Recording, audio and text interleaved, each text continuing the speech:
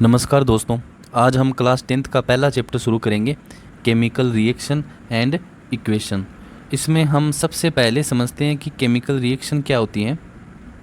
तो इसकी डेफिनेशन हमें नीचे लिख रखी है, इसको एक बार रीड करते हैं डेफिनेशन को कि when two or more substance react with each other to form a new substance with different properties it is called a chemical reaction. अब ये जो लाइन लिखी हुई है इसको हम एग्जाम्पल के थ्रू समझेंगे। जैसे हम ये जो एग्जाम्पल ले रहे हैं वो समझने के लिए ले रहे हैं, यानी कि ये जो एग्जाम्पल लेंगे वो समझने के लिए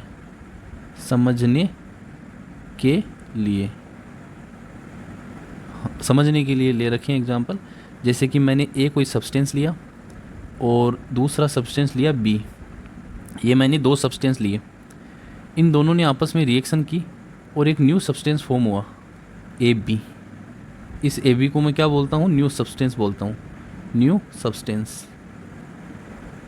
ये सिर्फ मैंने समझने के लिए माना है, यानी कि ए और बी ये दो सब्सटेंस हैं, इन दोनों ने आपस में रिएक्शन की और क्या फॉर्म हो गया? ए बी सब्सटेंस फॉर्म हो गया।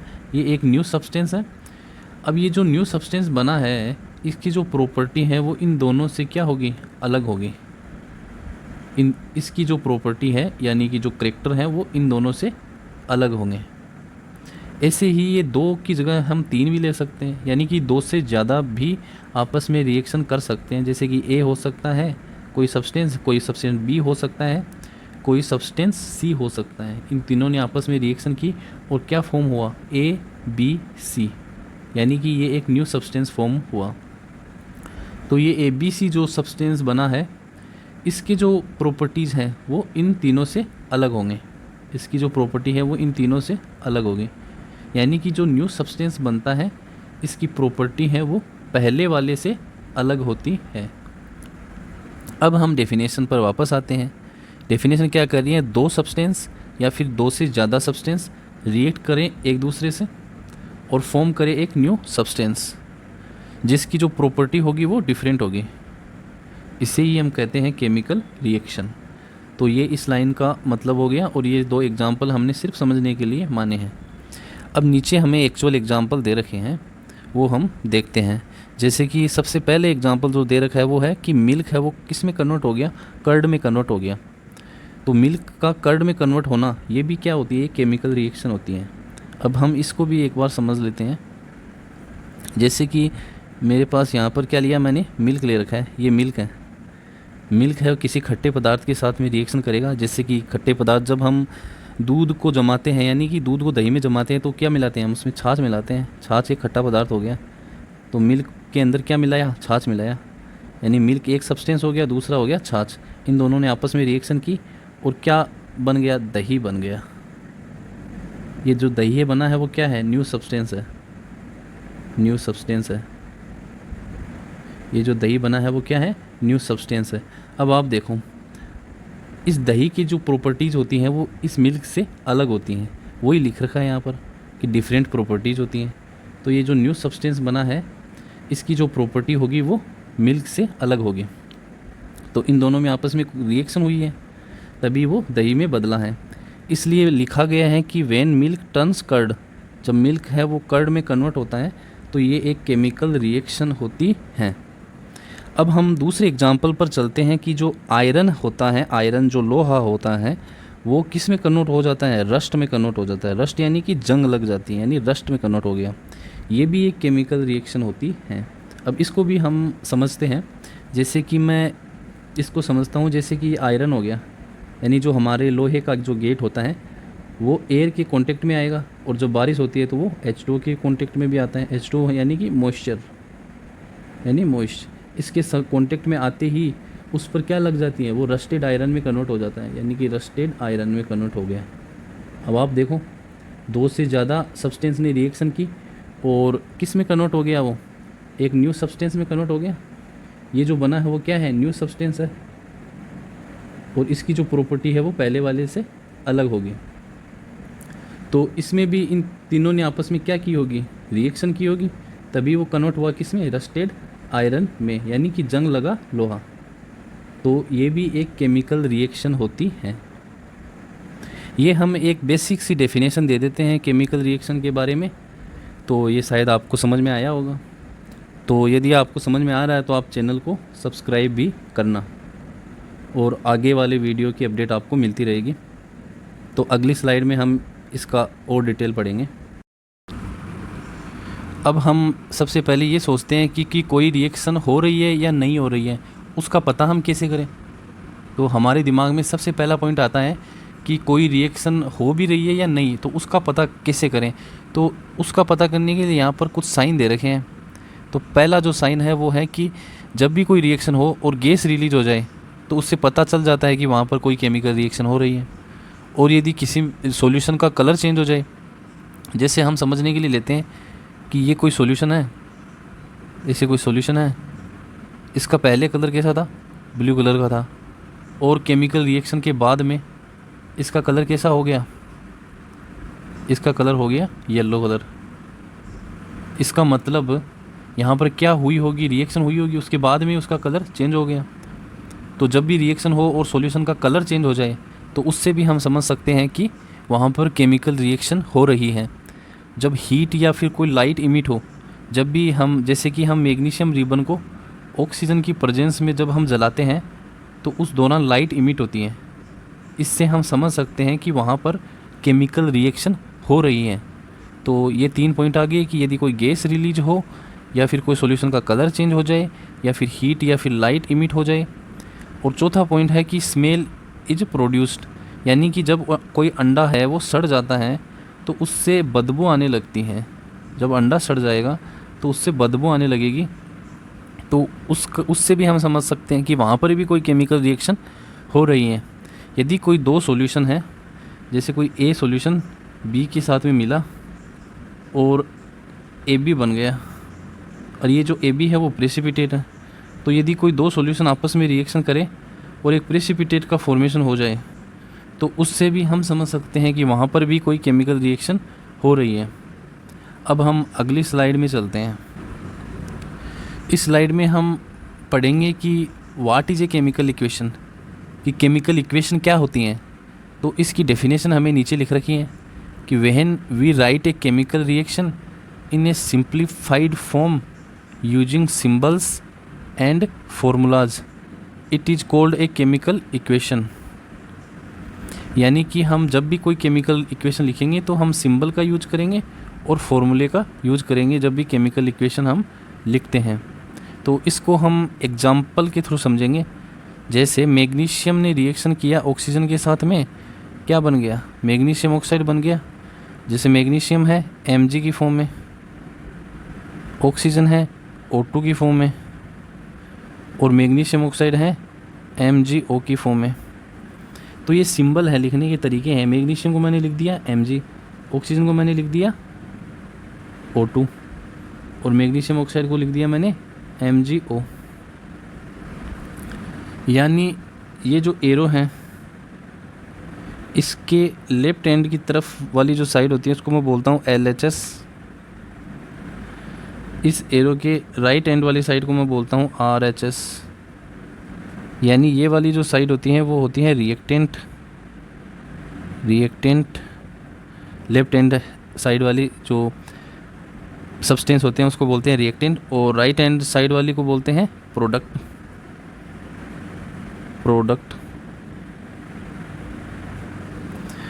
तो इससे हम समझ सकते हैं कि इस एरो के पहले वाला जो होता है रिएक्टेंट होता है, एरो के बाद वाला क्या होता है, प्रोडक्ट होता है।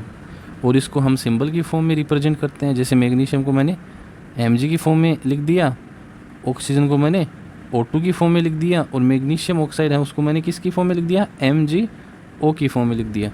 तो ये हम सिंबल की फॉर्म में यदि लिख देते हैं तो ये जो बनती है ना, ये इसी हम बोलते हैं केमिकल इक्वेशन। यानी जो सिंबल और फार्मूला की फॉर्म में जब हम लिखते हैं तो इसी क्या कहते हैं, केमिकल इक्वेशन कहते हैं। तो ये बेसिक बातें आ गई केमिकल इक्वेशन के बारे में। ये जो लेफ्ट हैंड की तरफ होते हैं वो रिएक्टेंट होते हैं, और राइट हैंड की तरफ होते हैं वो प्रोडक्ट होते हैं। यानी एरो से पहले वाले क्या होंगे, रिएक्टेंट हो गए, एरो के बाद वाले क्या हो गए, प्रोडक्ट हो गए। एरो के पहले वाली साइड को बोलते हैं बिफोर रिएक्शन, एरो के बाद वाली साइड को बोलते हैं आफ्टर रिएक्शन। यानी रिएक्शन के बाद में क्या बनता है तो वो वाली साइड होती है प्रोडक्ट वाली साइड, यानी राइट हैंड साइड। तो ये बेसिक सी बातें आ गई केमिकल इक्वेशन के बारे में। अब हम law of conservation of mass के बारे में डिस्कस करेंगे कि law of conservation of mass क्या होता है। तो इसकी हमें नीचे डेफिनेशन दे रखी है, तो इसको हम रीड करते हैं। तो जब भी कोई केमिकल रिएक्शन हो, यानी कि ड्यूरिंग ए केमिकल रिएक्शन, किसी भी केमिकल रिएक्शन के दौरान जो मास है उसको हम ना तो क्रिएट कर सकते हैं और ना ही उसको हम डिस्ट्रॉय कर सकते हैं। कि मास को हम क्रिएट भी नहीं कर सकते और उसको हम डिस्ट्रॉय भी नहीं कर सकते ड्यूरिंग ए केमिकल रिएक्शन, यानी केमिकल रिएक्शन के दौरान। कि जब भी कोई केमिकल रिएक्शन हो रही होगी उसमें जो मास होगा उसको ना तो हम क्रिएट कर पाएंगे ना ही उसको हम डिस्ट्रॉय कर पाएंगे। यही जो लाइन है इसी का मतलब होता है law of conservation of mass. ये इसकी डेफिनेशन हो गई। अब इसका मतलब क्या होता है कि जो केमिकल रिएक्शन जब होती है, जब भी कोई केमिकल रिएक्शन होती है उसमें जो total mass of reactant side का जो होता है, रिएक्टेंट साइड का जो टोटल मास होता है वो इक्वल होगा total mass of product side के। तो प्रोडक्ट साइड के टोटल मास के बराबर होगा। इसको हम एग्जांपल से समझते हैं। जैसे यहाँ पर कोई एग्जांपल मैंने ले लिया कि कोई ए है, इसने बी से रिएक्शन किया, ए सब्सटेंस ने बी सब्सटेंस के साथ में रिएक्शन किया और क्या बना लिया, ए बी बना लिया। तो अब मैं जानता हूँ कि जो ये लेफ्ट हैंड की तरफ जो वाली साइड होती है वो होती है रिएक्टेंट। ये हो गया रिएक्टेंट और ये हो गया प्रोडक्ट, ये हो गया प्रोडक्ट। इसका मतलब ये लाइन देखो, इस साइड का जो टोटल मास है और इस साइड का टोटल मास है ये दोनों आपस में बराबर होगा। इसका जो मास है और इसका जो मास है वो आपस में बराबर होगा। इस लाइन का यही मतलब होता है कि जब भी केमिकल रिएक्शन हो रही हो तो रिएक्टेंट साइड का टोटल मास और प्रोडक्ट साइड का टोटल मास आपस में बराबर होगा। इसका ये शॉर्ट फॉर्म नीचे लिख दिया कि टोटल मास ऑफ रिएक्टेंट आपस में बराबर होंगे टोटल मास ऑफ प्रोडक्ट के। अब नीचे एक लाइन और लिखी हुई है कि जो total number of atoms on the reactant side, जो रिएक्टेंट साइड में टोटल नंबर ऑफ एटम है वो बराबर होंगे टोटल नंबर ऑफ एटम के ऑन द प्रोडक्ट साइड। कि प्रोडक्ट साइड में जो टोटल नंबर ऑफ एटम है उसके बराबर होंगे।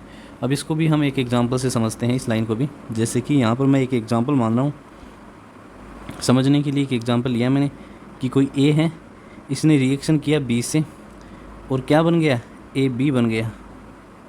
अब आप देखो यहाँ पर ए के कितना एटम है, एक एटम ए का है। बी के कितने एटम है, एक एटम बी का है। यहाँ पर देखो तो यहाँ पर टोटल कितने हो गए, 2 हो गए। यहाँ पर ए का 1 है, बी का 1 है, तो यहाँ पर भी टोटल एटम कितने हो गए, 2 एटम हो गए। अब आप देखो इधर भी 2 हैं, इधर भी 2 हैं, यानी ये आपस में बराबर हैं।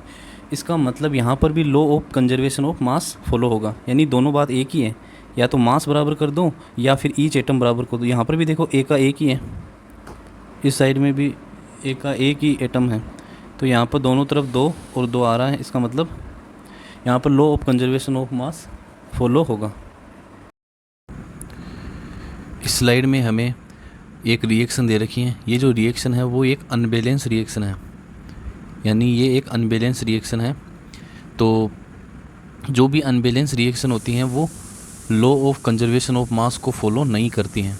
तो यही लिखा हुआ है ऊपर वाली लाइन में कि ये एक एग्जांपल है अनबैलेंस रिएक्शन का, क्योंकि ये law of conservation of mass को फॉलो नहीं करता है। ये law of conservation of mass को फॉलो नहीं करता है। अब हमें पता होना चाहिए कि law of conservation of mass क्या होता है। कि कोई भी केमिकल रिएक्शन हो उसके अंदर हम मास को ना तो क्रिएट कर सकते हैं, मास को हम ना तो क्रिएट कर सकते हैं ना ही उसको हम डिस्ट्रॉय कर सकते हैं। तो ये जो अनबैलेंस रिएक्शन होती हैं ये फॉलो नहीं करती हैं law of conservation of mass को।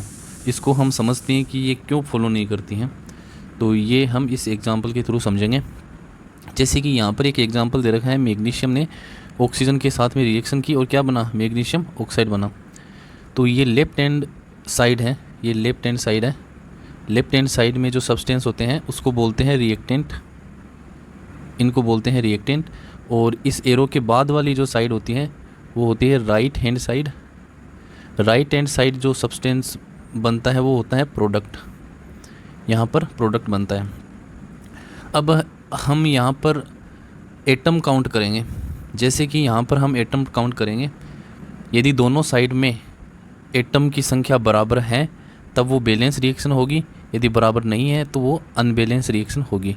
जैसे यहाँ पर एक मैग्नीशियम है, अब मैं जा रहा हूँ प्रोडक्ट वाली साइड, यहाँ पर भी एक मैग्नीशियम है, अब आप देखो यहाँ पर एक मैग्नीशियम है रिएक्टेंट वाली साइड में, एक मैग्नीशियम है प्रोडक्ट वाली साइड में। तो क्या दोनों साइड में बराबर हैं? दोनों साइड में जो रिएक्टेंट और प्रोडक्ट वाली साइड है वहाँ पर मैग्नीशियम की संख्या बराबर है। इसके बाद देखते हैं हम ऑक्सीजन को। तो रिएक्टेंट वाली साइड में ऑक्सीजन की संख्या कितनी है? 2 ऑक्सीजन है। अब हम जाते हैं प्रोडक्ट वाली साइड में। प्रोडक्ट वाली साइड में ऑक्सीजन की संख्या कितनी है? 1 ऑक्सीजन है। अब आप पता करो। अब आप देखो यहाँ पर तो 2 ऑक्सीजन है। रिएक्टेंट वाली साइड में ऑक्सीजन की संख्या है 2, प्रोडक्ट वाली साइड में ऑक्सीजन की संख्या है 1। तो ये क्या आपस में बराबर हैं क्या?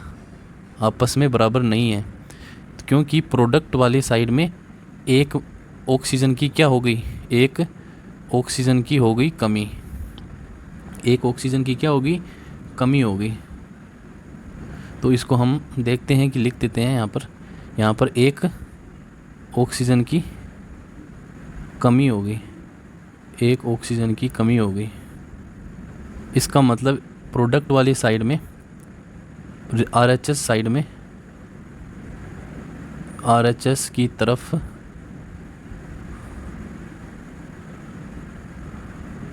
मास क्या हो गया? डिस्ट्रॉय हो गया। भाई 1 ऑक्सीजन की कमी होगी, यानी 1 ऑक्सीजन के कारण जो मास होता है वो क्या हो गया? कम हो गया। यहाँ पर क्या हो गया? मास डिस्ट्रॉय हो गया। अब मास डिस्ट्रॉय होने के कारण यहाँ पर law of conservation of mass follow नहीं होगा, क्योंकि law of conservation of mass क्या होता है कि मास को ना तो हम क्रिएट कर सकते हैं ना ही हम डिस्ट्रॉय कर सकते हैं। लेकिन प्रोडक्ट वाली साइड में तो मास क्या हो गया? डिस्ट्रॉय हो गया। इसका मतलब यहाँ पर law of conservation of mass follow नहीं होगा। अब हम ये पता करते हैं कि ये अनबैलेंस है या नहीं है। तो अनबैलेंस रिएक्शन है, क्योंकि यहाँ पर एटम की संख्या बराबर नहीं है। जैसे यहाँ पर हम एटम की संख्या देखते हैं, यहाँ पर 1 मैग्नीशियम का और 2 ऑक्सीजन का एटम है, यानी 3 एटम है। यहाँ पर कितने एटम है? 3 एटम है। अब हम प्रोडक्ट वाली साइड देखते हैं। प्रोडक्ट वाली साइड कितने एटम है? 2 एटम है। तो ये क्या आपस में बराबर है क्या? ये आपस में बराबर नहीं है। इसका मतलब जब एटम की संख्या बराबर नहीं होती है तब इसका मास भी बराबर नहीं होता है। मतलब दोनों साइड में जो मास होगा, राइट हैंड साइड और लेफ्ट हैंड साइड में जो मास होगा वो भी आपस में बराबर नहीं होगा। इसका मतलब जब एटम भी बराबर नहीं है और मास भी बराबर नहीं है तब यहाँ पर ये क्या होगा? एक अनबैलेंस रिएक्शन होगी। तब यह एक अनबैलेंस रिएक्शन होगी। तो अब हम सीधा बोल सकते हैं कि कोई भी अनबैलेंस रिएक्शन हो उसमें मास बराबर नहीं हो रहा है या फिर एटम की संख्या बराबर नहीं हो रही है, तब उसको हम अनबैलेंस रिएक्शन कह देते हैं। इसका उल्टा बैलेंस रिएक्शन में होगा। बैलेंस रिएक्शन में मास और एटम की संख्या आपस में बराबर होगी और उसमें law of conservation of mass भी फॉलो होगा। उसको हम अगली स्लाइड में पढ़ते हैं। इस स्लाइड में हमें एक इक्वेशन दे रखी है। ये जो इक्वेशन है वो एक बैलेंस रिएक्शन की बैलेंस इक्वेशन है। ये एक बैलेंस रिएक्शन है। बैलेंस रिएक्शन है, इसका मतलब यहाँ पर law of conservation of mass follow होगा। तो जो भी बैलेंस रिएक्शन होती हैं उसमें law of conservation of mass follow होगा। अब ये कैसे फॉलो हो रहा है वो हम समझते हैं। जैसे यहाँ पर आप देखना कि ये वाली जो साइड होगी वो साइड होगी रिएक्टेंट वाली साइड, ये वाली साइड होगी रिएक्टेंट वाली साइड, और ये वाली जो साइड होगी वो होगी प्रोडक्ट वाली साइड। प्रोडक्ट वाली साइड यहाँ पर देखो, यहाँ पर है 2 मैग्नीशियम है और 2 ही ऑक्सीजन है। तो 2 मैग्नीशियम और 2 ऑक्सीजन के कारण टोटल एटम कितने हो गए? 4 एटम हो गए टोटल। ऑक्सीजन के नीचे 2 लिखा हुआ है, इसका मतलब 2 ऑक्सीजन है। मैग्नीशियम के आगे 2 लिखा हुआ है, इसका मतलब कितना काउंट करेंगे हम? 2 मैग्नीशियम काउंट करेंगे। अब आप देखो यहाँ पर 2 से मल्टीप्लाई हो रहा है, तो ये 2 मल्टीप्लाई इसके लिए भी लागू होगा और 2 का मल्टीप्लाई ऑक्सीजन के लिए भी लागू होगा। इसका मतलब प्रोडक्ट वाली साइड में 2 मैग्नीशियम है और 2 ही ऑक्सीजन है, यानी टोटल कितने हो गए? टोटल हो गए 4 एटम। अब आप देखो यहाँ पर ईच एटम भी आपस में बराबर है, यानी यहाँ 2 मैग्नीशियम है रिएक्टेंट वाली साइड में। तो रिएक्टेंट वाली साइड में मैग्नीशियम देखो 2 है, प्रोडक्ट वाली साइड में मैग्नीशियम देखो 2 मैग्नीशियम है। अब मैं रिएक्टेंट वाली साइड में ऑक्सीजन देखता हूँ 2 ऑक्सीजन है, प्रोडक्ट वाली साइड में ऑक्सीजन देखो 2 ऑक्सीजन है। तो दोनों तरफ ईच एटम भी बराबर हैं, रिएक्टेंट वाली साइड और प्रोडक्ट वाली साइड। यहाँ इसका मतलब दोनों साइड में टोटल एटम की संख्या भी आपस में बराबर है। अब इन टोटल एटम की संख्या बराबर होने से इनका जो मास है वो भी क्या होगा, आपस में बराबर होगा। तो इनकी संख्या, टोटल एटम की संख्या बराबर है, तो इसका मतलब इसका जो टोटल मास है वो भी आपस में बराबर होगा। अब टोटल मास आपस में बराबर है, इससे ये law of conservation of mass को फॉलो करेगा।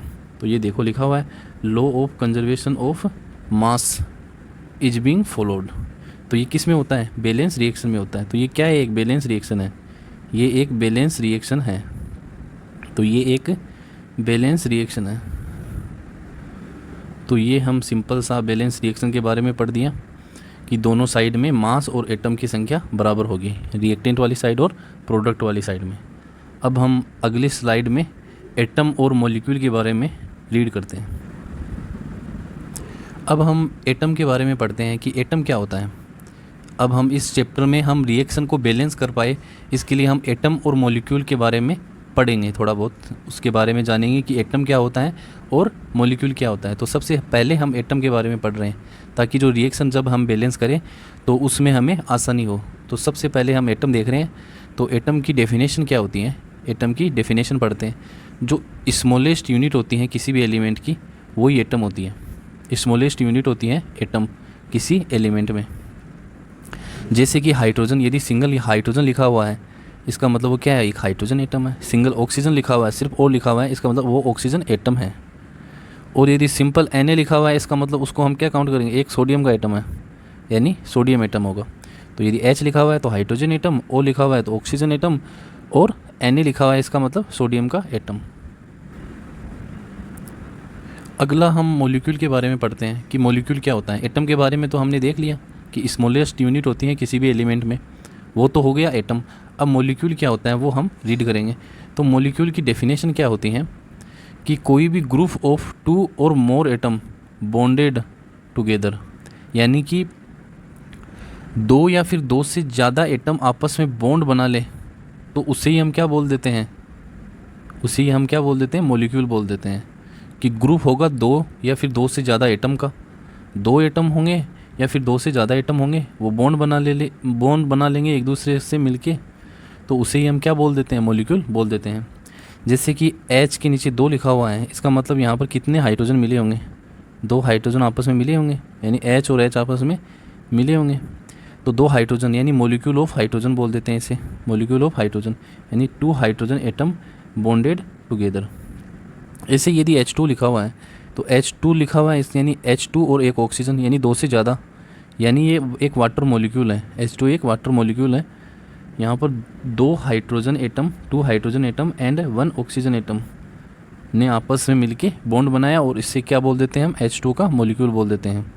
इससे ही O के नीचे यदि 2 लिखा हुआ है, जैसे O2 लिखा हुआ है, इसका मतलब ये मॉलिक्यूल है ऑक्सीजन का, तो मॉलिक्यूल ऑफ ऑक्सीजन, इसका मतलब इसने 2 ऑक्सीजन एटम बॉन्डेड टुगेदर, यानी 2 ऑक्सीजन एटम ने आपस में मिलकर क्या बनाया, बॉन्ड बनाया, और ये क्या बन गया, O2 का मॉलिक्यूल बन गया। ऐसे H2 मॉलिक्यूल है, ऐसे H2 मॉलिक्यूल है।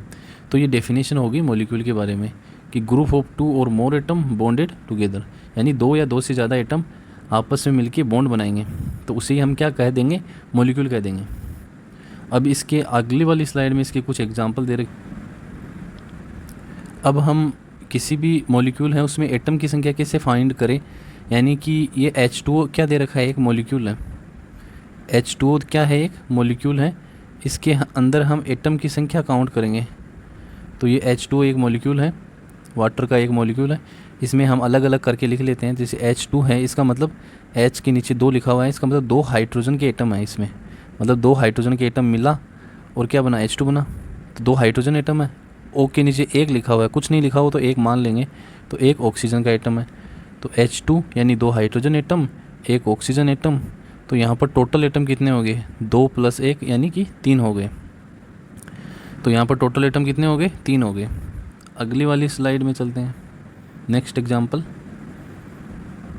ये एक CO2 का एग्जाम्पल है, यानी कि कार्बन डाइऑक्साइड बोलते हैं इसको। तो इसको हम अलग अलग करते हैं, यानी कि कार्बन है तो इसके नीचे 1 लिखा होता है, कुछ नहीं लिखा हो तो मान लेंगे 1 है, इसका मतलब 1 कार्बन का एटम है। O2 लिखा हुआ है, यानी ऑक्सीजन के नीचे 2 लिखा हुआ है, इसका मतलब 2 ऑक्सीजन के एटम है। अब दोनों को जोड़ देंगे, 1 और 2 कितने हो गए, 3 हो गए। तो टोटल एटम कितना हो गया, 1 + 2 = 3। तो यहाँ पर टोटल एटम कितने हैं CO2 के अंदर, 3 टोटल एटम हैं। अब हम एटम और मॉलिक्यूल के बारे में हमने बेसिक जानकारी ले ली कि एटम क्या होते हैं और मॉलिक्यूल क्या होते हैं, इसका हमने बेसिक पढ़ लिया। अब अगली स्लाइड में हम रिएक्शन को बैलेंस करना सीखेंगे। हमारे पास कोई अनबैलेंस रिएक्शन रहेगी, उसको हम क्या करेंगे, बैलेंस करेंगे, क्योंकि ये कौन से नियम का पालन नहीं करती हैं, law of conservation of mass को फॉलो नहीं करती है कोई भी अनबैलेंस रिएक्शन। तो हम बैलेंस करके उसको law of conservation of mass को फॉलो करवा देंगे। तो किसी भी रिएक्शन को बैलेंस हम क्यों करते हैं, ताकि वो law of conservation of mass को फॉलो करें। तो ये हमने मॉलिक्यूल और एटम के बारे में पढ़ लिया। अगली स्लाइड में हम रिएक्शन को बैलेंस करना सीखेंगे। वीडियो अच्छा लग रहा हो तो आपको चैनल को सब्सक्राइब करना है। इस स्लाइड में हमें अनबैलेंस रिएक्शन दे रखी है। ये जो रिएक्शन लिख रखी है ये एक अनबैलेंस रिएक्शन है। तो ये जो अनबैलेंस रिएक्शन है इसमें law of conservation of mass follow नहीं करेगा। तो इसको हमें law of conservation of mass को फॉलो करवाने के लिए क्या करना पड़ेगा, हमें बैलेंस करना पड़ेगा। यदि ये रिएक्शन बैलेंस हो गई तो यहाँ पर law of conservation of mass follow करेगा। अनबैलेंस में फॉलो नहीं कर रहा था, इसमें फॉलो करेगा। तो इस रिएक्शन को हम क्या करेंगे, बैलेंस करेंगे। इसलिए जब भी हम रिएक्शन को बैलेंस करते हैं इसका मतलब है कि हम उस रिएक्शन को law of conservation of mass को फॉलो करवा रहे हैं। जब अनबैलेंस रहेगा तो वो फॉलो नहीं होगा law of conservation of mass. तो इस रिएक्शन को हम बैलेंस करते हैं। तो इसके लिए हम नंबर को काउंट करते हैं। यहाँ पर देखो आप Fe के नंबर, यहाँ पर एक Fe है। ये वाली जो साइड होती हैं, ये वाली साइड होती है वो रिएक्टेंट वाली साइड होती हैं, और इसके बाद वाली जो साइड होती है वो वाली साइड होती है प्रोडक्ट वाली साइड। ये वाली साइड होती है प्रोडक्ट वाली साइड। अब आप यहाँ पर कितने Fe हैं, एक Fe है रिएक्टेंट वाली साइड। प्रोडक्ट वाली साइड देखते हैं, यहाँ पर है 3 Fe हैं। सबसे पहले हम मेटल को बैलेंस कर रहे हैं। Fe है वो एक मेटल है, तो यहाँ पर संख्या देखो आप, यहाँ पर एक Fe है, यहाँ पर 3 Fe है। तो हमें क्या करना है, जब भी हम रिएक्शन को बैलेंस करते हैं, ये एक अनबैलेंस रिएक्शन है, जब भी बैलेंस करते हैं तब हम रिएक्टेंट वाली साइड और प्रोडक्ट वाली साइड प्रत्येक यानी कि ईच एटम को हम बराबर करेंगे। तो यहाँ पर हमें Fe की संख्या को बराबर करना पड़ेगा।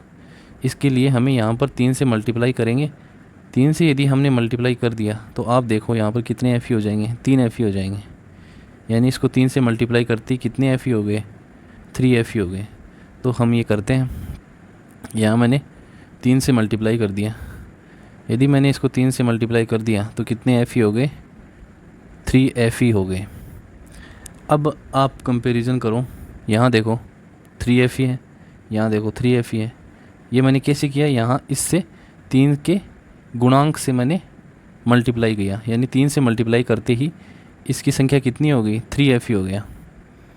तो यहाँ जो एरो लगा के लिखा है वो तो मैंने इसे समझने के लिए लिखा है कि एक Fe था पहले, इसको मैंने 3 से मल्टीप्लाई कर दिया तो कितने Fe हो गए, 3 Fe हो गए। अब हम चलते हैं ऑक्सीजन की तरफ। अब हम ऑक्सीजन की संख्या काउंट करते हैं रिएक्टेंट वाली साइड।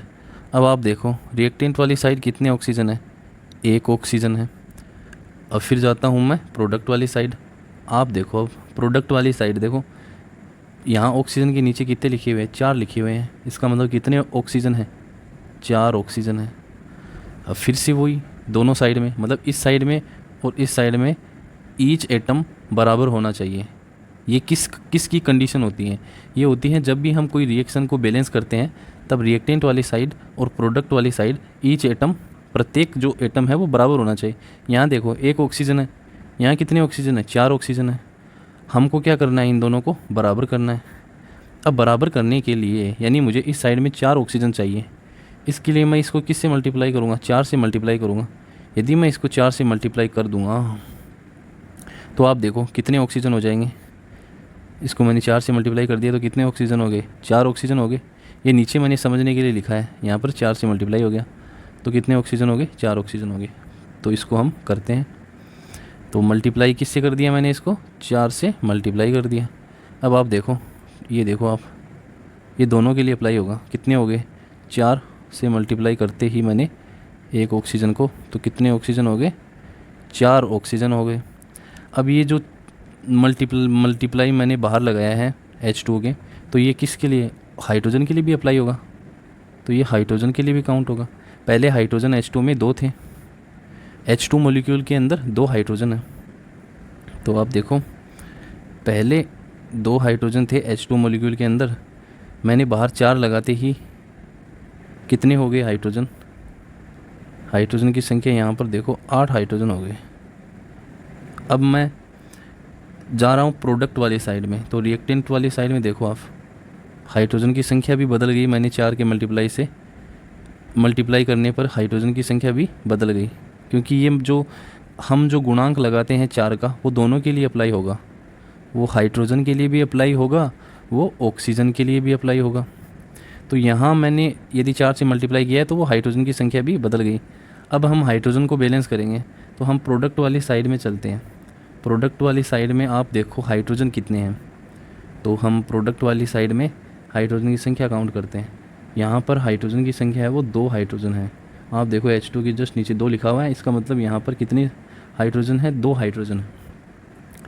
अब यहाँ पर हाइड्रोजन की संख्या बैलेंस नहीं है। मुझे क्या करना है रिएक्शन को बैलेंस करने के लिए? रिएक्टेंट वाली साइड, प्रोडक्ट वाली साइड, ईच एटम बराबर होने चाहिए। तो यहाँ 8 हाइड्रोजन है, यहाँ तो 2 ही हाइड्रोजन है। तो इसको बराबर करने के लिए मुझे क्या करना पड़ेगा? 4 से मल्टीप्लाई कर दूंगा मैं। 4 से मल्टीप्लाई करते कितने हाइड्रोजन हो गए? 2 तो है ही, 4 से मल्टीप्लाई हो गया तो 8 हाइड्रोजन हो जाएंगे। तो इसको हम बैलेंस करते हैं। तो बैलेंस करने के लिए मैंने यहाँ पर 4 से मल्टीप्लाई कर दिया। 4 से मल्टीप्लाई कर दिया, तो 4 से मल्टीप्लाई करते ही संख्या कितनी होगी? 4 × 2 यानी 8 हाइड्रोजन।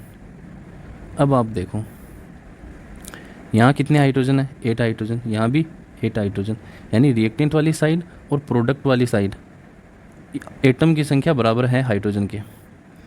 आप ऑक्सीजन के एटम देखो, यहाँ 4 ऑक्सीजन है रिएक्टेंट वाली साइड। अब प्रोडक्ट वाली साइड ऑक्सीजन की संख्या देखो, 4 ऑक्सीजन है, यानी दोनों साइड बराबर है। रिएक्टेंट वाली साइड आयरन की संख्या देखो, Fe की संख्या देखो, 3 Fe है। प्रोडक्ट वाली साइड Fe की संख्या देखो, 3 Fe है।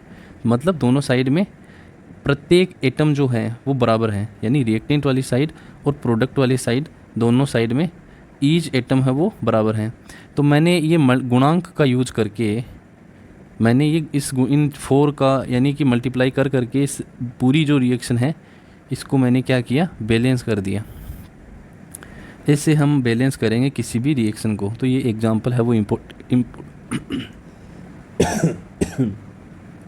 ये एक इम्पोर्टेंट एग्जांपल है, ये एनसीईआरटी में दे रखा है। नेक्स्ट एग्जांपल हम देखते हैं।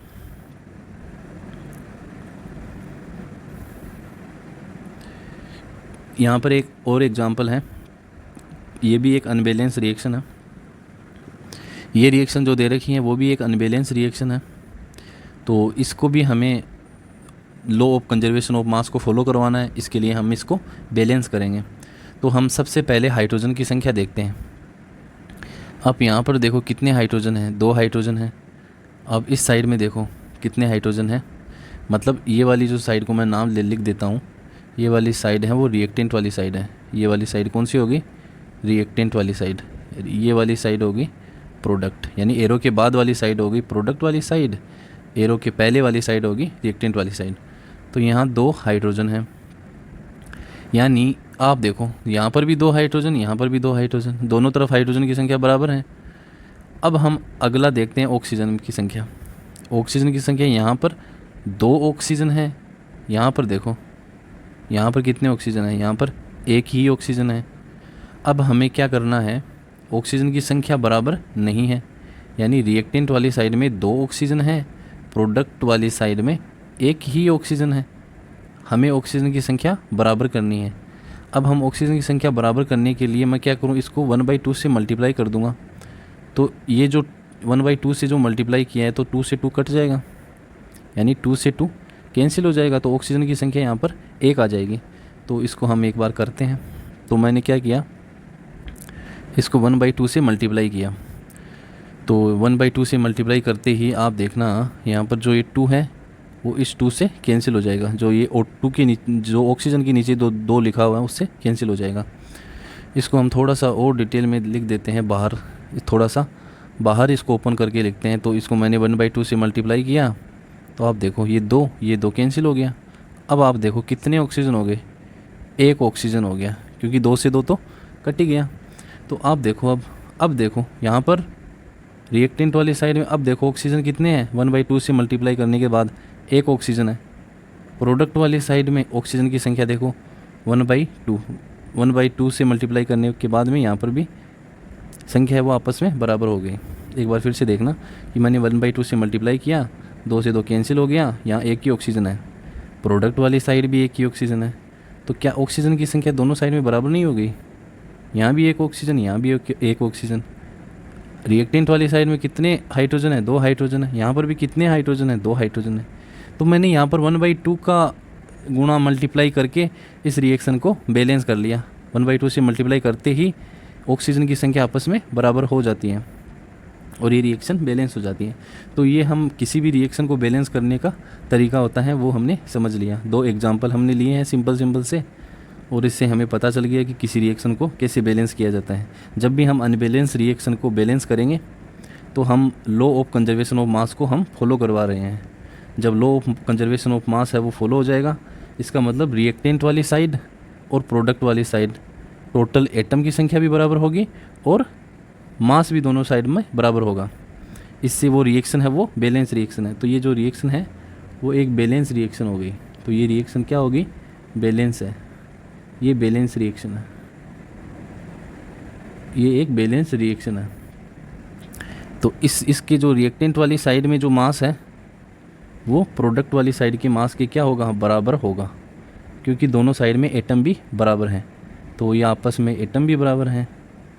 तो इससे हमें पता चल जाता है कि ये रिएक्शन एक बैलेंस रिएक्शन है, यानी संतुलित अभिक्रिया, यानी संतुलित है, दोनों तरफ मास और एटम बराबर हैं।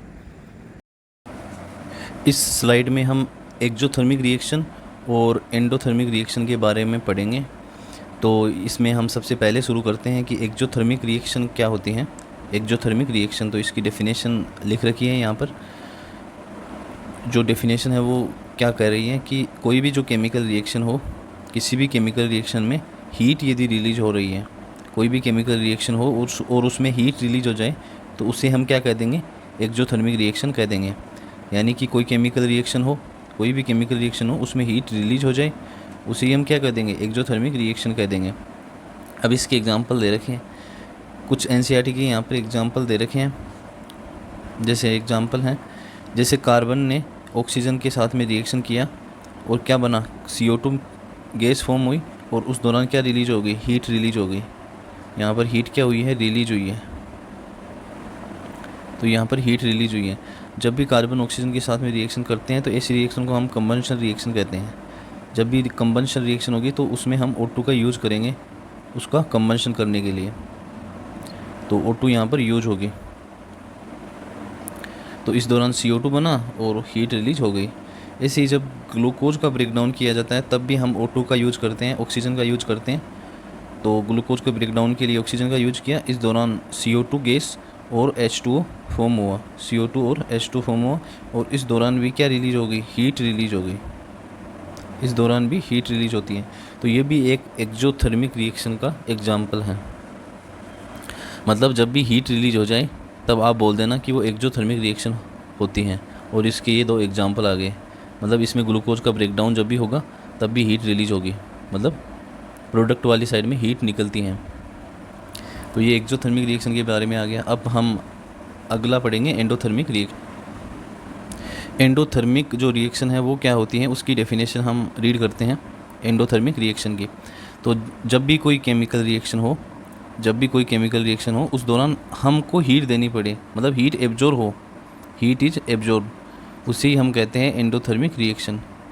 भाई एक्जोथर्मिक रिएक्शन के अंदर तो हीट रिलीज हो रही थी, लेकिन यहाँ पर हमको हीट को देना पड़ेगा, हीट देनी पड़ेगी तब वो रिएक्शन होगी, यानी हीट यहाँ एब्जॉर्ब होगी।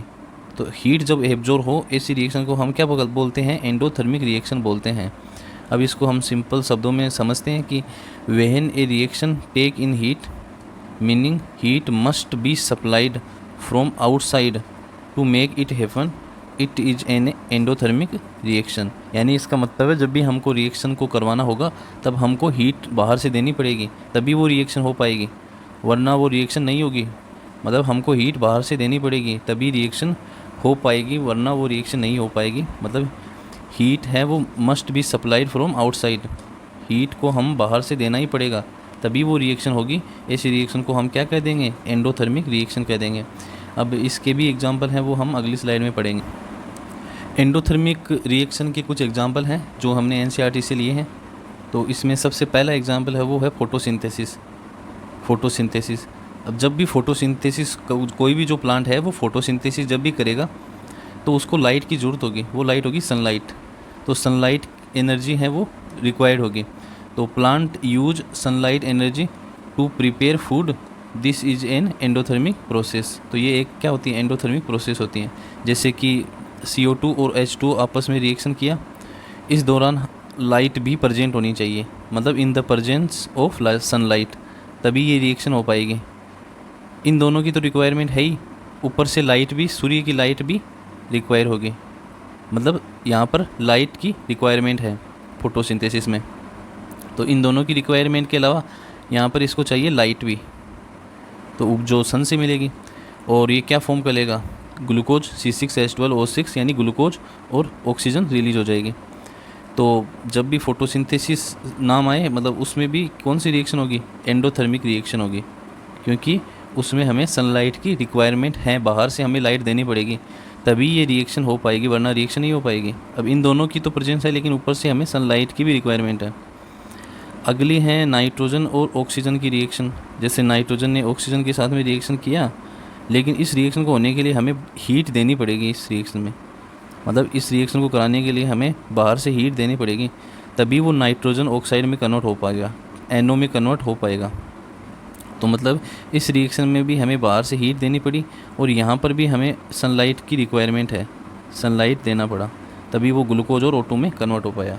तो ये एक्जोथर्मिक और एंडोथर्मिक रिएक्शन के बारे में बेसिक सी बातें आ गई कि एक्जोथर्मिक में एक्जो में हीट रिलीज होगी, एक्जो में तो हीट रिलीज होती है, और एंडो में एंडोथर्मिक रिएक्शन में हीट एब्जॉर्ब होती है, हीट हमको देना पड़ेगा, हीट एब्जॉर्ब होगी।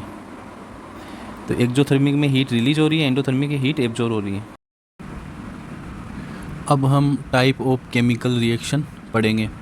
केमिकल रिएक्शन कितने टाइप की होती हैं वो देखते हैं। यहाँ पर 5 टाइप लिखे हुए हैं। सबसे पहला टाइप है वो है कॉम्बिनेशन रिएक्शन, दूसरा पढ़ेंगे डिकम्पोजिशन रिएक्शन, तीसरा पढ़ेंगे डिस्प्लेसमेंट रिएक्शन, चौथा पढ़ेंगे डबल डिस्प्लेसमेंट रिएक्शन और पांचवा पढ़ेंगे हम ऑक्सीडेशन एंड रिडक्शन, इससे हम रेडॉक्स रिएक्शन भी कहते हैं। तो टाइप ऑफ रिएक्शन है वो 5 टाइप की हैं। इसमें हम सबसे पहले पढ़ेंगे कॉम्बिनेशन रिएक्शन, तो वो अगली स्लाइड में देखते हैं। अब सबसे पहला जो टाइप है वो है कॉम्बिनेशन रिएक्शन। कॉम्बिनेशन रिएक्शन, तो टाइप ऑफ रिएक्शन पढ़ रहे हैं, टाइप ऑफ रिएक्शन उसमें सबसे पहला है कॉम्बिनेशन रिएक्शन। तो इसकी जो डेफिनेशन है वो क्या होती है? इसकी डेफिनेशन क्या है कि जब भी कोई रिएक्शन है उसमें 2 या फिर 2 से ज़्यादा रिएक्टेंट कंबाइन होते हैं और फॉर्म करते हैं ओनली 1 प्रोडक्ट, इसी हम कहते हैं कॉम्बिनेशन रिएक्शन। जैसे इसको हम एग्जांपल के थ्रू समझते हैं। जैसे हम समझने के लिए, सिर्फ समझने के लिए मान रहे हैं कि कोई A सब्सटेंस है, दूसरा सब्सटेंस है B है। A और B दोनों सब्सटेंस आपस में मिलकर रिएक्शन करेंगे और क्या फॉर्म कर लेंगे? ओनली 1 प्रोडक्ट, ओनली एक ही प्रोडक्ट बनता है। यहाँ पर AB प्रोडक्ट बना। अब यहाँ पर एक से ज़्यादा भी हो सकते हैं सब्सटेंस, तो एक से ज़्यादा यानी कि A हो सकता है, कोई B हो सकता है, कोई C सब्सटेंस हो सकता है। ये तीनों आपस में मिलकर यानी 2 हो सकते हैं या फिर 2 से ज़्यादा भी हो सकते हैं। तो ये क्या बनाएंगे? A, B और C, ओनली 1 प्रोडक्ट फॉर्म हो रहा है यहाँ पर। तो आप देखो, ये डेफिनेशन पढ़ो कि 2 या फिर 2 से ज़्यादा रिएक्टेंट कंबाइन होते हैं और फॉर्म कर लेते हैं ओनली 1 प्रोडक्ट। तो ये साइड कौन सी हो गई? ये वाली जो साइड होती है वो प्रोडक्ट वाली साइड होती है, तो सिर्फ एक प्रोडक्ट बनाएंगे। तो ऐसी जो रिएक्शन होती हैं उसे ही हम क्या कहते हैं? कॉम्बिनेशन रिएक्शन कहते हैं, कॉम्बिनेशन रिएक्शन कहते हैं। एक बार फिर देख लो, 2 या 2 से ज़्यादा दो या फिर दो से ज़्यादा सब्सटेंस आपस में कंबाइन होकर ओनली वन प्रोडक्ट फॉर्म करें तो उसे हम क्या कहते हैं, कॉम्बिनेशन रिएक्शन कहते हैं। इसका नीचे एग्जाम्पल दे रखा है, जस्ट नीचे एग्जाम्पल लिखा हुआ है, ये एनसीईआरटी का एग्जाम्पल है। जैसे कि कैल्शियम ऑक्साइड CaO है वो सॉलिड फॉर्म में होता है, ये एस लिखा हुआ है, इसको रिप्रेजेंट करने का तरीका होता है। तो ये जो कैल्शियम ऑक्साइड है वो सॉलिड फॉर्म में होता है, वो रिएक्शन करेगा H2O से, H2O से जो लिक्विड फॉर्म में होता है। इन दोनों के आपस में रिएक्शन करने से क्या बना, कैल्शियम हाइड्रोक्साइड बना, जो एक्वस फॉर्म में होता है। और इस दौरान हीट रिलीज हुई। ये जो हीट रिलीज हुई है इसको हम प्रोडक्ट में काउंट नहीं करेंगे, यानी हीट है वो रिलीज हो जाती है, हीट रिलीज हो गई। यहाँ पर सही से लिख देते हैं इसको, जैसे कि हीट है वो क्या होगी, रिलीज हो गई। तो यहाँ पर आप देखो प्रोडक्ट कितना बना भाई, दो सब्सटेंस है वो आपस में कंबाइन हुए और क्या बनाए, ओनली वन प्रोडक्ट बना। यहाँ पर ये ओनली वन प्रोडक्ट बना है। तो ये एग्जांपल किसका हो गया, कॉम्बिनेशन रिएक्शन का। जो हीट है वो रिलीज हो गई, तो आप हीट को प्रोडक्ट में मत काउंट कर लेना, हीट तो रिलीज हो जाती है और यहाँ पर ओनली एक ही प्रोडक्ट बनेगा, ओनली वन प्रोडक्ट, इन दोनों के आपस में कंबाइन होने से। तो in this reaction calcium oxide, अब इसको थोड़ा सा हमें डिटेल में लिख रखा है तो इसको हम रीड कर लेते हैं एक बार, कि इस रिएक्शन में calcium oxide CaO, calcium oxide यानी CaO और वाटर यानी H2O combine to form only one product, calcium hydroxide, combine होकर ओनली वन प्रोडक्ट बनाते हैं, उसका नाम क्या है, calcium hydroxide. Such reaction are called combination reaction. इसी रिएक्शन को हम क्या कह देते हैं, कॉम्बिनेशन रिएक्शन कह देते हैं। तो ये कॉम्बिनेशन रिएक्शन का एक एग्जांपल आ गया। अब अगली स्लाइड में इसके और एग्जांपल हैं, वो हम रीड करते हैं। ये कुछ अदर एग्जांपल दे रखे हैं कॉम्बिनेशन रिएक्शन के, कुछ अदर एग्जांपल, जैसे कि कंबंशन है ऑफ कोल, जैसे कि कार्बन है वो ऑक्सीजन के साथ में रिएक्शन करता है तो इसको हम बोलते हैं कंबंशन रिएक्शन। जब भी कंबंशन शब्द आ जाए इसका मतलब आपको ऑक्सीजन से रिएक्शन करवा देना है। जब भी कंबंशन शब्द आ जाए इसका मतलब आप सीधा सीधा याद रखना O2 से रिएक्शन करवानी है, O2 से रिएक्शन करवानी। कंबंशन जब भी शब्द आ जाए तो इसका मतलब आप सीधा सीधा समझना कि हमें तो O2 से रिएक्शन करवानी है, O2 से रिएक्शन करवानी है। तो आप कार्बन जो सॉलिड है उसकी जो रिएक्शन है वो O2 जो गैसियस फॉर्म में होता है, ये जो गैस लगा रखी है इसका मतलब होता है कि ऑक्सीजन है वो गैस फॉर्म में प्रेजेंट होता है, वो कार्बन है वो सॉलिड फॉर्म में प्रेजेंट होता है। इन दोनों ने आपस में रिएक्शन की और क्या बना लिया, CO2 गैस बना लिया, CO2 गैस बना लिया। तो यहाँ पर दो सब्सटेंस आपस में कंबाइन हो रहे हैं और ओनली वन प्रोडक्ट फॉर्म हो रहा है, ओनली वन प्रोडक्ट फॉर्म हो रहा है। तो ये एग्जांपल हो जाएगा कंबंशन, ये हो जाएगा एग्जांपल जो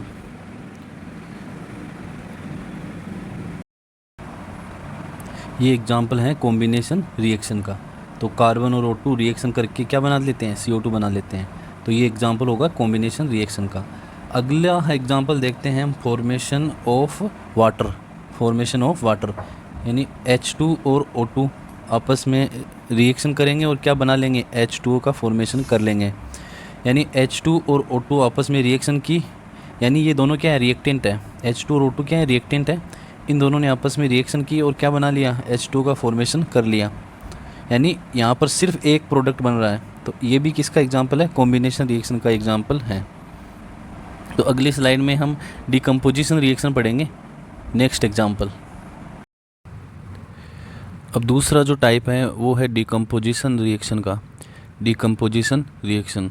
तो इसकी डेफिनेशन हम रीड करते हैं। डेफिनेशन क्या है कि कोई भी single compound under suitable condition break down into two or more simpler substance, यानी कि ये एलिमेंट भी हो सकते हैं या कंपाउंड भी हो सकते हैं। The process is called A decomposition reaction. जैसे इस लाइन का मतलब क्या होता है वो नीचे एक एग्जांपल से समझेंगे। जैसे यहाँ पर ये हमें एक सिंपल कंपाउंड दे रखा है, कोई एक बड़ा मॉलिक्यूल दे रखा है सिंपल कंपाउंड, ये ब्रेक डाउन होगा ए और बी में, ए और बी में सिंपल सब्सटेंस में ये ब्रेक डाउन हो गया। ये दो भी हो सकते हैं या फिर दो से ज़्यादा भी हो सकते हैं।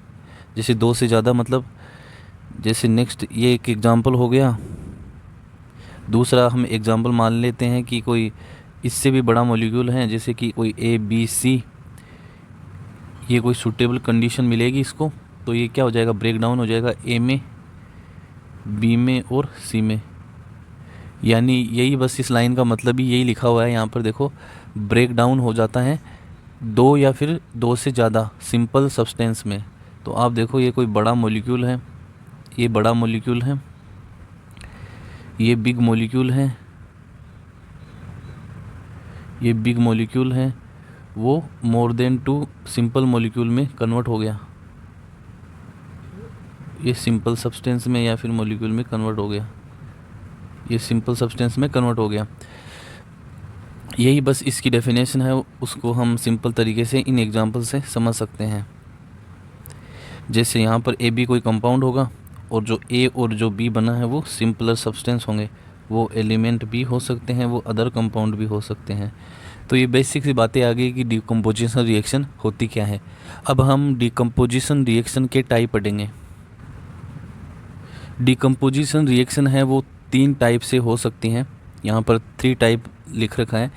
जैसे यदि हीट के थ्रू कोई भी रिएक्शन है वो ब्रेक हो रही है, कोई भी बड़ा मॉलिक्यूल जो है, बिग मॉलिक्यूल जो है वो ब्रेक हो रहा है, तो उसको मैं बोल देता हूँ थर्मल डिकम्पोजिशन। यदि हम इलेक्ट्रिसिटी के थ्रू किसी भी बड़े मॉलिक्यूल को ब्रेक कर रहे हैं तो उसको हम इलेक्ट्रोलाइटिक डिकम्पोजिशन कह देते हैं। यदि हम लाइट के थ्रू किसी भी बड़े मॉलिक्यूल को ब्रेक कर रहे हैं तो उसको हम फोटोलाइटिक डिकम्पोजिशन कह देते हैं। इसको हम एग्जाम्पल के थ्रू समझेंगे।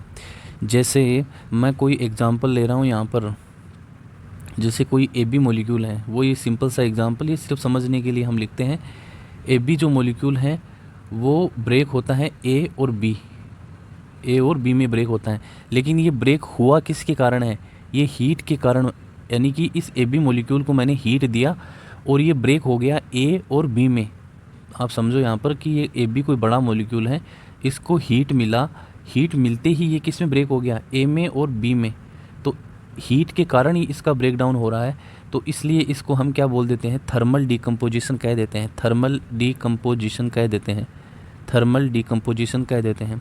नेक्स्ट एग्जांपल हम लेते हैं यहाँ पर, जैसे कि नेक्स्ट एग्जांपल लेते हैं, कोई भी AB मॉलिक्यूल है। अब हम ये जो AB मॉलिक्यूल है वो ब्रेक हो गया A और B में। इस बार इसका जो ब्रेक डाउन हो रहा है वो इलेक्ट्रिसिटी के कारण हो रहा है। इलेक्ट्रिसिटी, इस AB मॉलिक्यूल को मैंने क्या दी, इलेक्ट्रिसिटी दी, मतलब इलेक्ट्रिसिटी पास करने पर ये जो AB मॉलिक्यूल है वो ब्रेक हो गया A और B में। यानी कि जो AB मॉलिक्यूल है वो इलेक्ट्रिसिटी के पास होने के कारण किस में बदल गया, A और B में बदल गया। A और B में सिंपल मॉलिक्यूल है उसमें ब्रेक हो गया।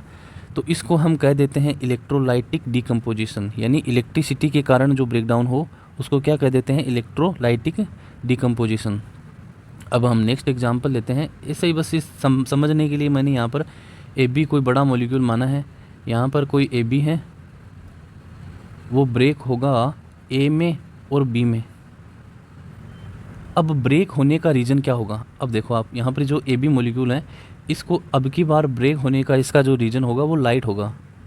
आप यहाँ पर देखना कि यहाँ पर लाइट के कारण ये अब ब्रेक होगा। लाइट इसको मिली, इस AB मॉलिक्यूल को क्या मिली, लाइट मिली, और लाइट मिलते ही ये भाई साहब A और B में बदल गए।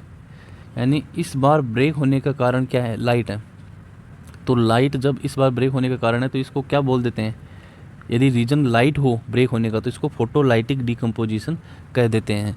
तो ये 3 प्रकार आ गए कि हीट के कारण हो तो थर्मल डिकम्पोजिशन, इलेक्ट्रिसिटी के कारण डिकम्पोजिशन हो रहा है तो इसको इलेक्ट्रोलाइटिक डिकम्पोजिशन, और यदि लाइट के थ्रू डिकम्पोजिशन हो रहा है तो इसको हम बोल देंगे फोटोलाइटिक डिकम्पोजिशन।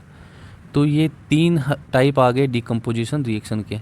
अब हम इन तीनों को एक एक करके रीड करते हैं। तो सबसे पहले पढ़ेंगे हम थर्मल डिकम्पोजिशन। पहला जो टाइप आ गया थर्मल डिकम्पोजिशन रिएक्शन, तो इसमें सबसे पहले पढ़ेंगे हम थर्मल डिकम्पोजिशन रिएक्शन। ये क्या होता है, when a compound break down into simpler substance on heating.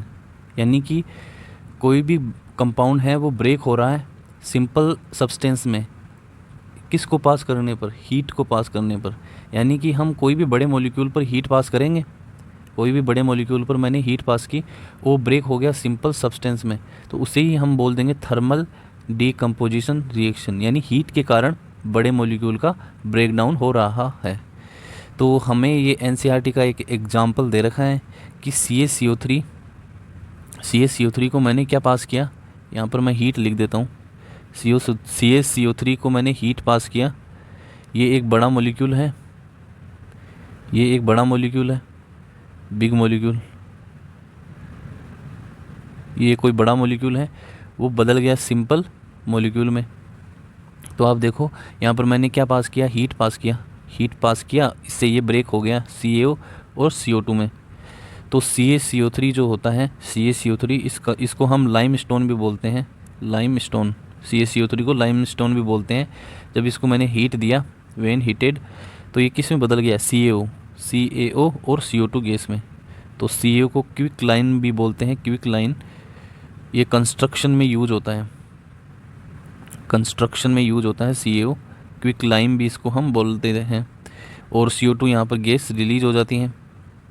तो ये एग्जाम्पल आ जाएगा थर्मल डिकम्पोजिशन रिएक्शन के, कि CaCO3 है वो ब्रेक हो गया CaO और CO2 में। CaCO3 को बोलते हैं लाइम स्टोन, CaO है वो होता है क्विक लाइम, इसका जो यूज होता है वो कंस्ट्रक्शन में काम हम लेते हैं। और CO2 यहाँ पर एक गैस रिलीज हो जाती हैं। तो ये बेसिक सी बातें आ गई थर्मल डिकम्पोजिशन रिएक्शन के बारे में। अगला हम पढ़ेंगे इलेक्ट्रोलाइटिक डिकम्पोजिशन। डिकम्पोजिशन रिएक्शन में जो दूसरा टाइप है वो है इलेक्ट्रोलाइटिक डिकम्पोजिशन।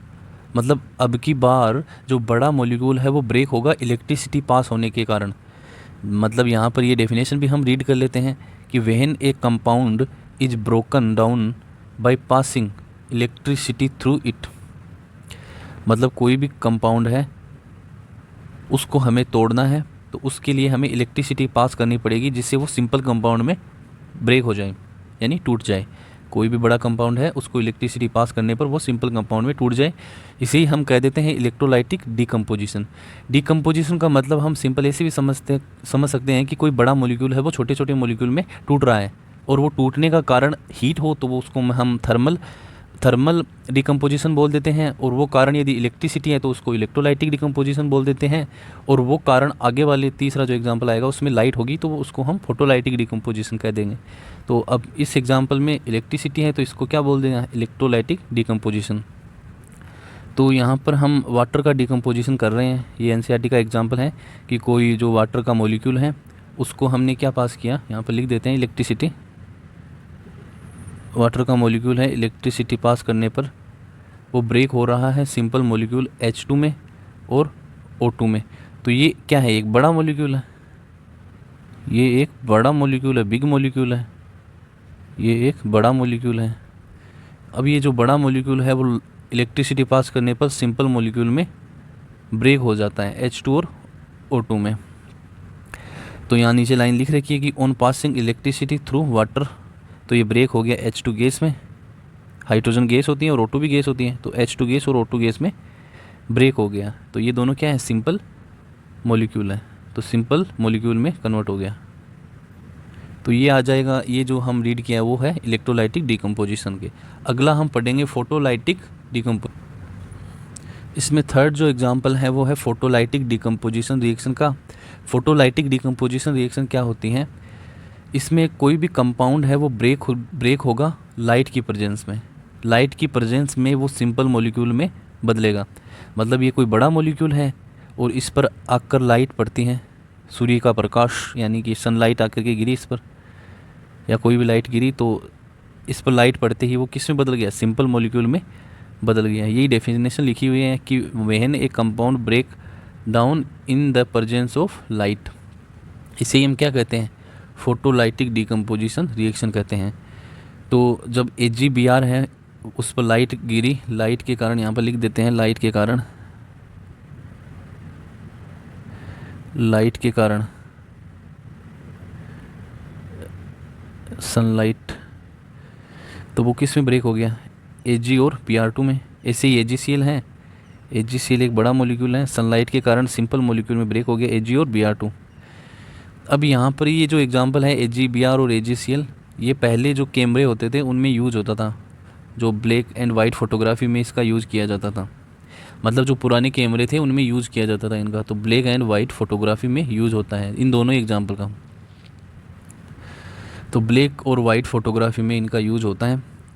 और यहाँ पर देखो आप, एक बड़ा मॉलिक्यूल छोटे छोटे मॉलिक्यूल में टूट रहा है। ये एग्जाम्पल है फोटोलाइटिक डिकम्पोजिशन रिएक्शन का। टाइप ऑफ रिएक्शन में जो तीसरा टाइप है वो है डिस्प्लेसमेंट रिएक्शन। अब इसको हम, इसकी डेफिनेशन है उसको रीड करते हैं। तो यहाँ पर लिखा हुआ है कि a displacement reaction is a reaction in which a more reactive element, line याद रखना है कि मोर रिएक्टिव जो एलिमेंट है वो डिस्प्लेस कर देता है किसी लेस रिएक्टिव एलिमेंट को फ्रॉम इट्स कंपाउंड, यानी उसके कंपाउंड में से, एंड टेक इट्स प्लेस, यानी उसकी जगह कौन आ जाएगा, मोर रिएक्टिव एलिमेंट आ जाएगा। तो यहाँ पर इस लाइन का मतलब क्या है, वो सिंपल तरीके से समझते हैं कि कोई मोर रिएक्टिव जो एलिमेंट है वो डिस्प्लेस कर देगा किसी लेस रिएक्टिव एलिमेंट को from its compound and take its place, यानी खुद उसकी जगह आ जाएगा। तो इसको हम एग्जांपल से समझते हैं। जैसे एग्जांपल लेता हूँ मैं कि यहाँ पर मैंने क्या लिया, कोई ए एलिमेंट माना, इसकी रिएक्शन करवाई मैंने पी और क्यू से, इसकी रिएक्शन से क्या बना, ए क्यू बना प्लस पी, रिमूव हो गया। इसका मतलब क्या हुआ, जो ए है वो क्या है, मोर रिएक्टिव एलिमेंट है। ये क्या है, ए क्या है, मोर रिएक्टिव है।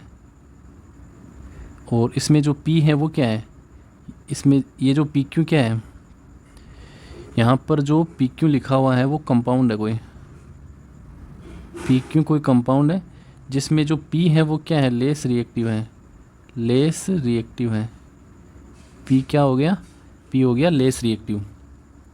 अब हम इस डेफिनेशन के अकॉर्डिंग क्या करेंगे कि जो मोर रिएक्टिव एलिमेंट होगा वो रिमूव कर देगा लेस रिएक्टिव एलिमेंट को फ्रॉम इट्स कंपाउंड, यानी इसके कंपाउंड में से जो लेस रिएक्टिव एलिमेंट है वो हो जाएगा रिमूव।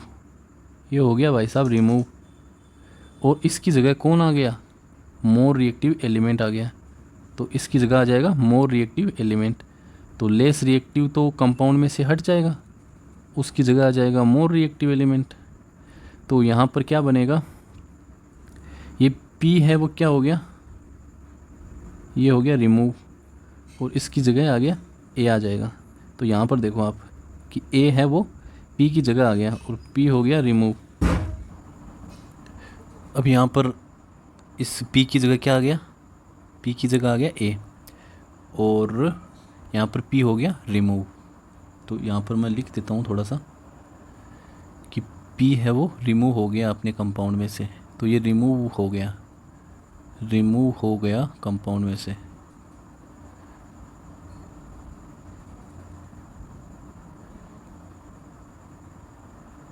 अब जैसे एक कंपाउंड है, यहाँ पर ये कंपाउंड की जगह कोई सोल्ट भी हो सकता है। जैसे हम एक डेफिनेशन नीचे और लिखी हुई है, इसमें हम सोल्ट का यूज कर लेंगे, तो कंपाउंड की जगह कोई सोल्ट होगा, और जो ए लिखा होगा इसकी जगह कोई यहाँ पर मेटल होगा। तो ये जो नीचे वाली डेफिनेशन है उसको भी एक बार रीड करेंगे हम, लेकिन एक बार फिर से इसको देख लेते हैं कि कोई जो ए है वो क्या है, मोर रिएक्टिव है। इसने क्या कर दिया, कंपाउंड में से किसी लेस रिएक्टिव को रिमूव कर दिया और ख़ुद उसकी जगह आ गया। और यहाँ पर क्या बन गया, ए क्यू और पी, पी रिमूव हो गया कंपाउंड में से। तो नीचे वाली एक डेफिनेशन और लिखी हुई है कि कोई भी मेटल है वो रिएक्ट करता है किसी भी सोल्ट से ऑफ अनदर मेटल, जहाँ पर जो लेस रिएक्टिव जो मेटल होती हैं वो डिस्प्लेस हो जाती हैं अपने सोल्ट में से, और कौन करता है उसको रिप्लेस, उसको रिप्लेस करता है मोर रिएक्टिव मेटल। यानी यहाँ कोई मोर रिएक्टिव मेटल रहेगा, ये कोई सोल्ट रहेगा। जैसे मैं इसको एग्जांपल के थ्रू समझ लेता हूँ, दूसरा एग्जांपल लेते हैं हम। जैसे यहाँ पर मैं एग्जांपल मान रहा हूँ कि कोई भी, जैसे यहाँ पर अब की बार मान लेते हैं कोई एम है समझने के लिए सिर्फ, और एम है वो रिएक्शन करेगा किसी ए बी से। रिएक्शन करने पर क्या बनेगा, एम बी बनेगा प्लस ए हो गया रिमूव। तो अब हम समझते हैं कि यहाँ पर मोर रिएक्टिव कौन है, तो एम है वो मोर रिएक्टिव मेटल है, ये हो गया मेटल, मोर रिएक्टिव मेटल है, ये है मोर रिएक्टिव मेटल, और ये क्या है, सोल्ट है। ये सोल्ट है जिसमें ए क्या है, जिसमें ए है लेस रिएक्टिव मेटल। ये एग्जाम्पल सिर्फ समझने के लिए बताया गया है, आगे एक्चुअल एग्जाम्पल आएंगे। तो आप देखो यहाँ पर जो एम है वो मोर रिएक्टिव है, वो क्या करेगा, इस लेस रिएक्टिव जो सोल्ट में से लेस रिएक्टिव जो मेटल है उसको हटा देगा और खुद उसकी जगह आ जाएगा। जैसे आगे लिख भी रखा है, एम बी के पास में पहले क्या था, ए था, अब उसकी जगह कौन आ गया, एम आ गया। तो एम ने क्या किया, ए को हटा दिया, तो ए है वो रिमूव हो गया सोल्ट में से। तो यहाँ पर मैं थोड़ा सा लिख देता हूँ कि ए है वो सोल्ट में से, ए जो है वो सोल्ट में से रिमूव हो गया, सोल्ट में से रिमूव हो गया, ए है वो सोल्ट में से रिमूव हो गया। तो ये सिर्फ समझने के लिए बताया गया है। तो ये एक एग्जांपल और आ गया। तो इन दोनों एग्जांपल से हम इस दोनों डेफिनेशन को नॉर्मल तरीके से या बेसिक तरीके से समझ सकते हैं। तो आगे हम इसके एग्जांपल देखते हैं। नेक्स्ट जो एग्जांपल है वो यहाँ पर एक हमारे पास केमिकल इक्वेशन लिखी हुई है। जैसे जिंक ने कॉपर सल्फेट के साथ में रिएक्शन किया, तो यहाँ पर देखो जिंक है सॉलिड फॉर्म में होता है, एस का मतलब क्या होता है, सॉलिड फॉर्म है, CuSO4 यानी कॉपर सल्फेट। CuSO4 का जो मोलिकुलर फार्मूला होता है, वो जो कॉपर सल्फेट है उसका मोलिकुलर फार्मूला होता है वो CuSO4 होता है, एक्वस। ये होता है एक्वस फॉर्म में होता है। अब इसने आप देखो यहाँ पर जो जिंक है और ये क्या है, CuSO4 है। अब ये जिंक क्या करेगा, इस SO4 के पास में आ जाएगा खुद और इसको हटा देगा। तो जो न्यू कंपाउंड बना है वो ZnSO4 बना है और कॉपर हट गया है। अब इसका मतलब हम क्या समझते हैं कि जो जिंक है वो क्या है, मोर रिएक्टिव है। इसका मतलब जो जिंक है वो क्या है, मोर रिएक्टिव है। जिंक मोर रिएक्टिव है, जिंक मोर रिएक्टिव है। और जो कॉपर है, यहाँ पर जो कॉपर है वो क्या है, लेस रिएक्टिव है, लेस रिएक्टिव। इसने क्या किया, जो जिंक है इसने कॉपर को उसके सोल्ट में से हटा दिया। यहाँ पर CuSO4 में कॉपर हट गया, तो ये कॉपर है वो अपने सोल्ट में से हट गया, कॉपर है वो हट गया सोल्ट में से, यानी रिमूव हो गया सोल्ट में से। क्यों हुआ, क्योंकि ये क्या है, लेस रिएक्टिव है। तो जो मोर रिएक्टिव ने क्या किया, लेस रिएक्टिव को, जो मोर रिएक्टिव ने लेस रिएक्टिव को उसके सोल्ट में से हटा दिया, तो क्या बन गया, ZnSO4 बन गया और कॉपर है वो रिमूव हो गया। क्यों हुआ, यहाँ पर zinc is more reactive than copper. तो जो जिंक होता है वो मोर रिएक्टिव होता है, जिंक है वो मोर रिएक्टिव होता है कॉपर से। ये रिएक्टिविटी का ऑर्डर हो गया। नेक्स्ट एग्जांपल है वो है जो जिंक और फेरस सल्फेट। तो जिंक जो होता है वो सॉलिड फॉर्म में होता है और फेरस सल्फेट है वो एक्वस फॉर्म में है, ये है सोल्ट। तो यहाँ पर देखो आप, तो यहाँ पर जो जिंक है वो क्या है, मोर रिएक्टिव है। ये क्या है, मोर रिएक्टिव है। ये FeSO4 क्या है, सोल्ट है। FeSO4 सोल्ट है, जिसमें Fe है वो क्या है, ये Fe जो होता है इस FeSO4 में ये लेस रिएक्टिव है। अब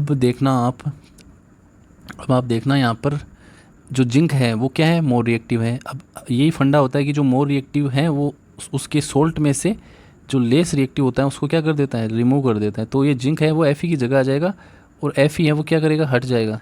Fe है वो हट गया। तो यहाँ पर आप नेक्स्ट देखो, SO4 के पास में पहले Fe था, अब आ गया जिंक, तो यहाँ पर जिंक आ जाएगा और Fe क्या हो गया, ये रिमूव हो गया, ये रिमूव हो गया सोल्ट में से, रिमूव हो गया सोल्ट में से। क्यों हुआ रिमूव, क्योंकि ये लेस रिएक्टिव है।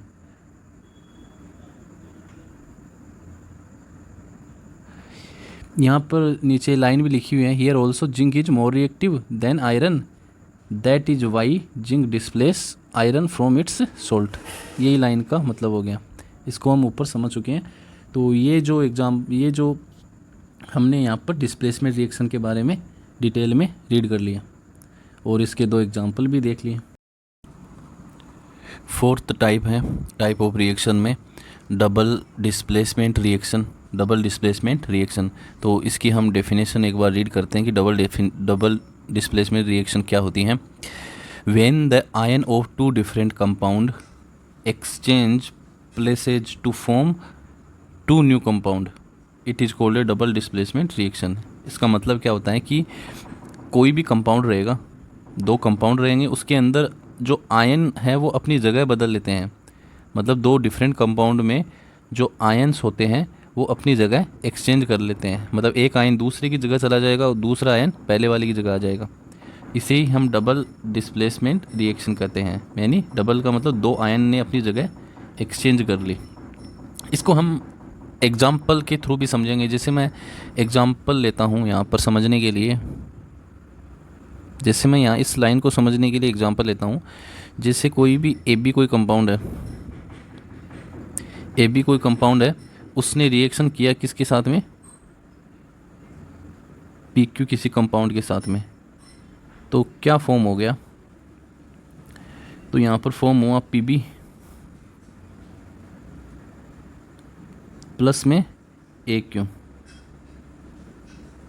PB plus AQ। तो यहाँ पर आप ये देखो कि ये जो PB और AQ जो बने हैं वो क्या है, न्यू कंपाउंड है।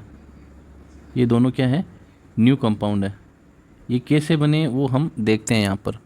अब आप देखो कि जो AB है वो एक कंपाउंड है, जो AB है और जो PQ है ये दो कंपाउंड है। ये कंपाउंड है, PQ भी एक कंपाउंड है। ये एग्जाम्पल सिर्फ समझने के लिए लिया गया है, यानी समझने के लिए यहाँ पर लिख देते हैं हम कि समझने के लिए सिर्फ ये एग्जाम्पल माना है हमने ऐसे ही। तो ये समझने के लिए एक एग्जाम्पल लिया यहाँ पर। जैसे यहाँ पर AB है, उसके अंदर A कोई आयन है, ये जो A है वो आयन है, A आयन। अब इसने क्या किया, A ने, जो A आयन है, जो हमने माना है कि A कोई आयन होगा, इसने अपनी जगह छोड़कर किसकी जगह चला गया, P की जगह चला गया। खुद अपनी जगह को छोड़ दिया और किसकी जगह आ गया, P की जगह आ गया। और P ने अपनी जगह को रिमूव करके अपनी जगह से हटकर वो किसकी जगह चला गया, वो चला गया A की जगह। यानी कि यहाँ पर दो आयन एक्सचेंज हो रहे हैं आपस में। A चला गया किसकी जगह, P की जगह। P आ गया किसकी जगह, A की जगह। और ये रेंडम प्रोसेस है, यहाँ पर कोई मोर रिएक्टिव लेस रिएक्टिव का कॉन्सेप्ट नहीं है जैसे हम डिस्प्लेसमेंट रिएक्शन में देखते थे। ये एकदम ही अलग रिएक्शन है। यहाँ पर एक आयन ने अपनी जगह छोड़कर दूसरे की जगह चला गया और दूसरे ने अपनी जगह छोड़कर पहले वाले की जगह आ गया। ये एग्जाम्पल भी सिर्फ समझने के लिए ही है। अब आप देखो जो नया कंपाउंड है, अब यहाँ पर A की जगह क्या आ गया, P आ गया। तो यहाँ पर देखो B के पास में कौन आ गया, P आ गया, PB बन गया। और आप देखो A ने अपनी जगह छोड़कर कहाँ पर चला गया, P की जगह चला गया। तो यहाँ पर Q के पास में आना चाहिए A, तो न्यू कंपाउंड जो बना वो आ गया A। यहाँ पर P की जगह आ गया A, क्योंकि पहले Q के पास में कौन था, पहले Q के पास में था P। अब यहाँ पर कौन है, A। पहले B के पास में कौन था, A था। अब यहाँ B के पास में कौन है, P है। तो यहाँ पर दो न्यू कंपाउंड फॉर्म होते हैं। अब यहाँ पर एक चीज़ हम ये भी नोटिस करते हैं कि इन दोनों में से जो एक कंपाउंड बनेगा वो क्या होगा, उसका होगा प्रेसिपिटेट, यानी वो एक इनसोल्यूबल सॉलिड की फॉर्म में बनेगा। तो जो AQ मान लेते हैं हम, AQ है वो एक प्रेसिपिटेट की फॉर्म में बना, यानी सॉल्यूशन में उसका एक सॉलिड फॉर्म बना। इनसोल्यूबल सॉलिड होते हैं ये, क्या होते हैं, प्रेसिपिटेट जो होते हैं वो इनसोल्यूबल होते हैं, ये सॉल्यूबल नहीं होते हैं। इनसोल्यूबल सॉलिड की फॉर्म में AQ बना। तो यहाँ पर AQ के रूप में यहाँ पर प्रेसिपिटेट बना। तो इस रिएक्शन में एक प्रेसिपिटेट का भी फॉर्मेशन हो रहा है। ये रिएक्शन हुई और यहाँ पर AQ एक प्रोडक्ट बना, और ये जो प्रोडक्ट बना वो प्रेसिपिटेट है। और ये जो प्रेसिपिटेट होते हैं वो क्या होते हैं, इनसोल्यूबल सॉलिड होते हैं, इनसोल्यूबल सॉलिड होते हैं। तो इस रिएक्शन को हम प्रेसिपिटेशन रिएक्शन भी कहते हैं। यानी डबल डिस्प्लेसमेंट रिएक्शन को हम क्या कहते हैं, प्रेसिपिटेशन रिएक्शन भी कहते हैं, क्योंकि यहाँ पर प्रेसिपिटेट का फॉर्मेशन हो रहा है। जैसे यहाँ पर जो नेक्स्ट लाइन है वो दूसरी डेफिनेशन है इसी की, कि इस रिएक्शन में one product is an insoluble solid, यानी प्रेसिपिटेट। इनसोल्यूबल सॉलिड बोल दो या प्रेसिपिटेट बोल दो उसे, which is formed as a result of the reaction, यानी ये रिएक्शन के होने से यहाँ पर क्या बना, एक इनसोल्यूबल सॉलिड बना जिसे हम प्रेसिपिटेट भी कहते हैं, और इसी कारण इस रिएक्शन को हम प्रेसिपिटेशन रिएक्शन भी कहते हैं। यानी ये जो रिएक्शन हो रही है इसे हम प्रेसिपिटेशन रिएक्शन भी कहते हैं या डबल डिस्प्लेसमेंट रिएक्शन भी कह देते हैं। प्रेसिपिटेशन रिएक्शन क्यों कहा जाता है, क्योंकि यहाँ पर क्या बन रहा है, प्रेसिपिटेट बन रहा है, जो क्या होता है, घुलता नहीं है, यानी इनसोल्यूबल होता है, इनसोल्यूबल होता है। जैसे पानी के अंदर हम मिट्टी डाल दे तो वो डिजोल्व नहीं होती है, वो नीचे जम जाती हैं, जैसे उस टाइप से ये प्रेसिपिटेट भी होते हैं, वो घुलते नहीं हैं वाटर के अंदर, इनसोल्यूबल सॉलिड की फॉर्म में वो बन जाते हैं। इसी कारण इस रिएक्शन को प्रेसिपिटेट रिएक्शन भी कहते हैं। अब हम इसके कुछ एग्जांपल्स रीड करेंगे जो हम नेक्स्ट स्लाइड में देखते हैं। यहाँ पर एक एग्जांपल दे रखा है, कोई केमिकल इक्वेशन दे रखी है, ये एक्चुअल एग्जांपल है। जैसे BaCl2 जो होता है वो एक्वस फॉर्म में होता है, ये AQ लिखा है, ये रिप्रेजेंट करने का तरीका होता है। एक्वस फॉर्म में BaCl2 जो एक्वस फॉर्म में होता है वो Na2SO4 से रिएक्शन करेगा, ये भी एक्वस फॉर्म में होता है। तो इन दोनों ने क्या किया, आपस में रिएक्शन की, क्या बना, BaSO4 + 2NaCl। जैसे यहाँ पर आयंस का एक्सचेंज हो रहा है, देखो आप पहले देखो, पहले Cl के पास में कौन था, बेरियम था।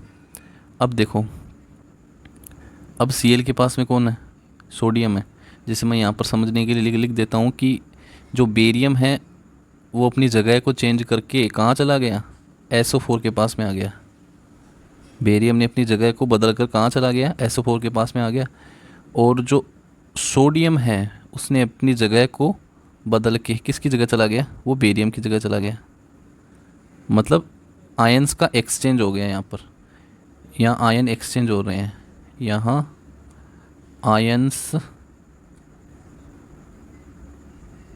एक्सचेंज हो रहे हैं।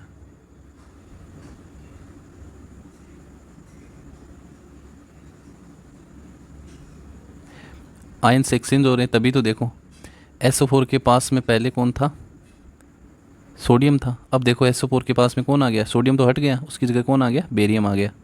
वैसे ही क्लोरीन के पास में पहले था बेरियम, अब बेरियम तो हट गया और उसकी जगह कौन आ गया, क्लोरीन के पास में सोडियम आ गया।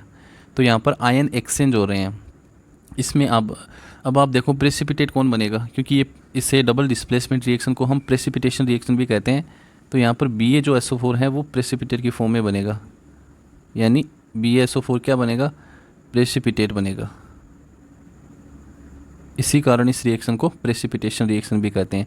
और कैसा प्रेसिपिटेट होगा, वाइट प्रेसिपिटेट होगा, यानी कि इनसोल्यूबल सॉलिड की फॉर्म में एक सॉल्यूशन बनेगा यहाँ पर, यानी सॉल्यूशन में ये सॉल्यूबल नहीं होगा BaSO4, और NaCl है वो सॉल्यूबल होगा, ये डिजोल्व हो जाएगा। तो NaCl डिजोल्व हो गया और वाइट प्रेसिपिटेट बन गया BaSO4 का। नेक्स्ट एग्जांपल, अब हम एक एग्जांपल और देखेंगे।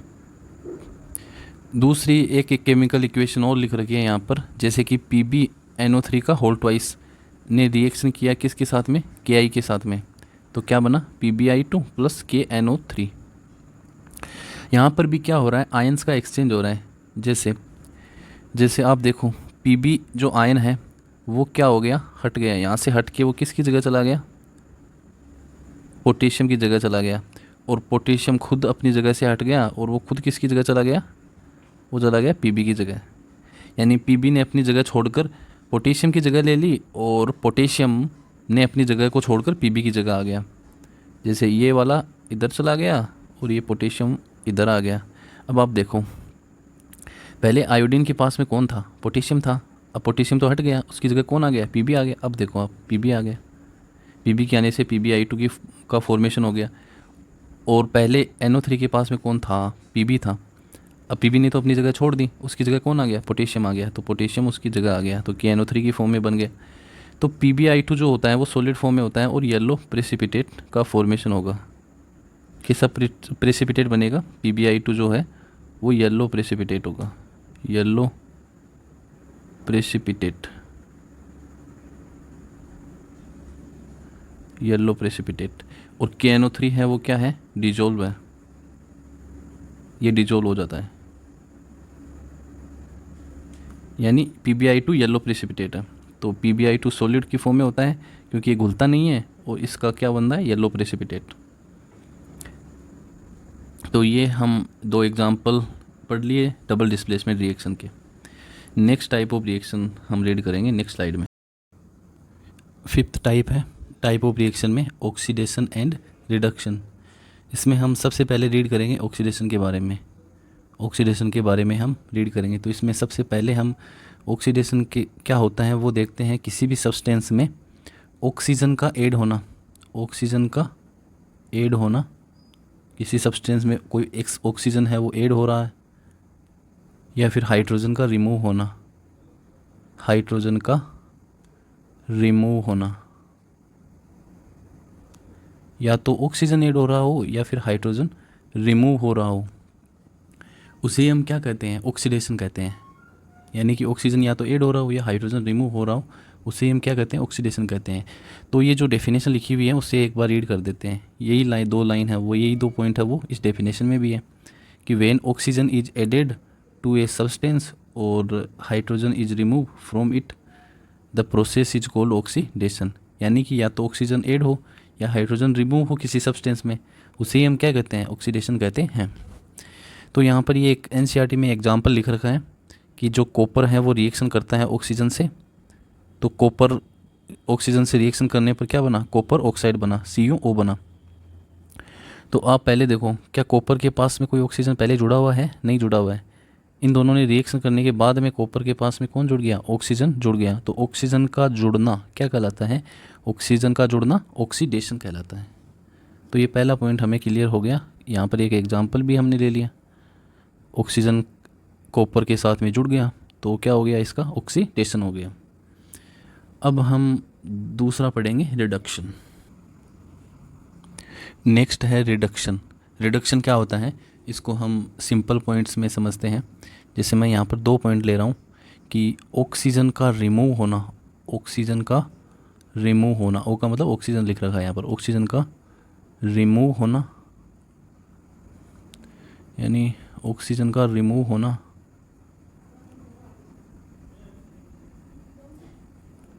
ऑक्सीजन का रिमूव होना और हाइड्रोजन का ऐड होना, ये क्या होता है, रिडक्शन होता है। हाइड्रोजन का ऐड होना, ऑक्सीजन रिमूव हो जाए और हाइड्रोजन ऐड हो जाए।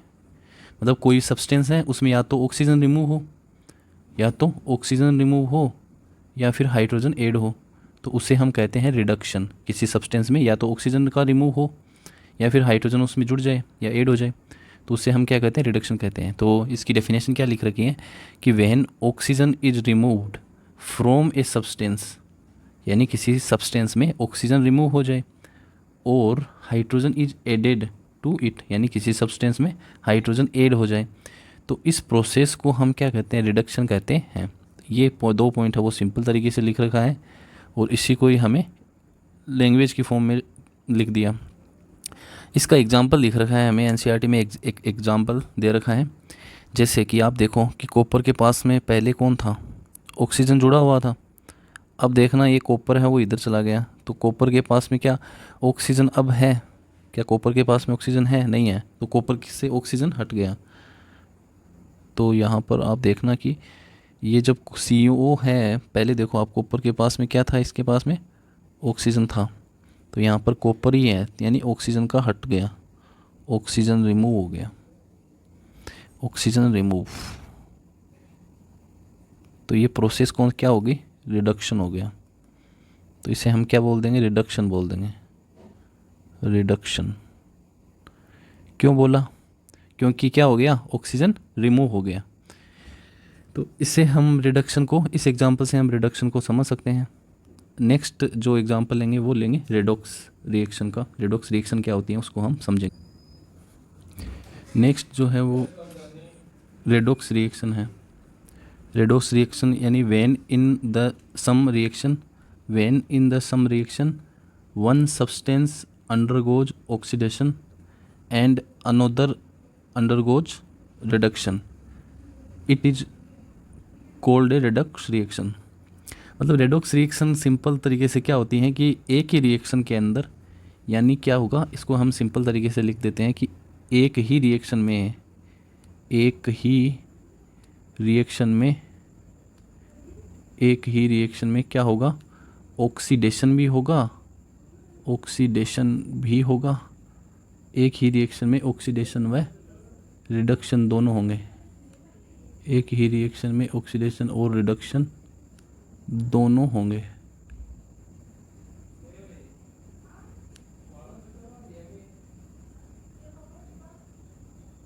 एक ही रिएक्शन होगी और उसी में क्या होगा, ऑक्सीडेशन भी होगा और रिडक्शन भी होगा, यानी दोनों होंगे। यानी क्या लिखा हुआ है, same reaction, one substance undergoes oxidation, another substance undergoes reduction, इसे क्या कहते हैं, रेडॉक्स रिएक्शन कहते हैं। तो ये इसको हम सिंपल तरीके से लिख दिया यहाँ पर।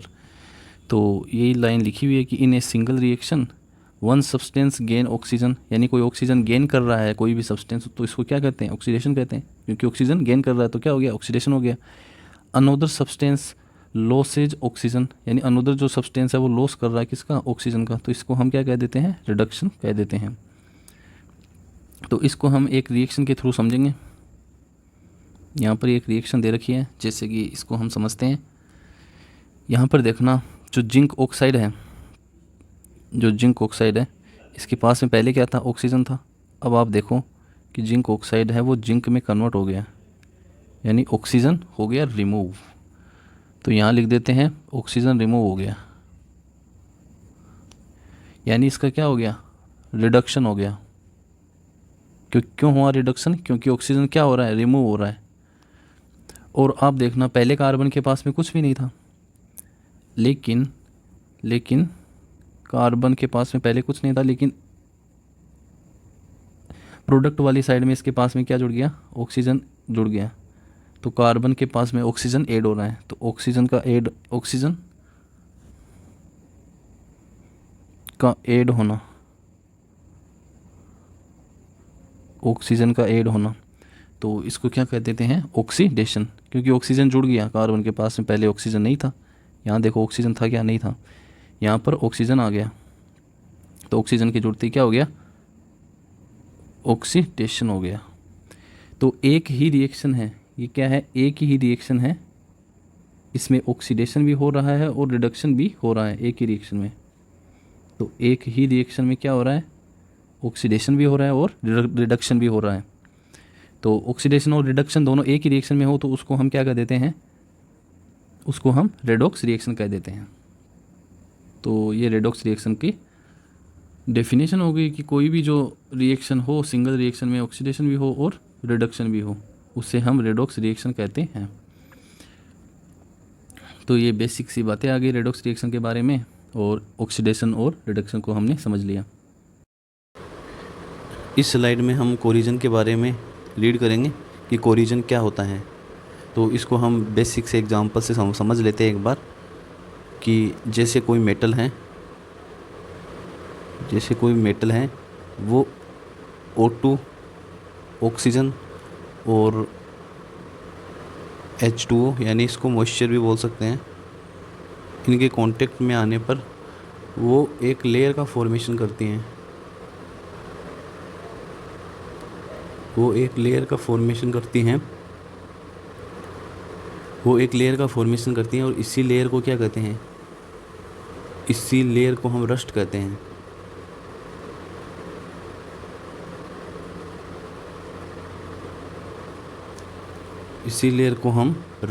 हैं। तो ये बेसिक सी बात आ गई कि कोई भी मेटल हो सकती है, वो मेटल आयरन भी हो सकता है, वो मेटल कॉपर भी हो सकता है, वो मेटल सिल्वर भी हो सकता है। तो ये कोई भी मेटल आएगी वो ऑक्सीजन के साथ में और मॉइस्चर के साथ में रिएक्शन करेगी। रिएक्शन करने पर स्लोली उस पर क्या बन जाएगा, लेयर का फॉर्मेशन हो जाएगा। उसी लेयर को हम रस्ट बनना कह देते हैं। जैसे कि यहाँ पर डेफिनेशन भी रीड कर लेते हैं एक बार, ये तो बेसिक समझने के लिए आ गया कि कोई भी मेटल जैसे कि आयरन हो जाएगा, कॉपर हो जाएगा और सिल्वर हो जाएगा।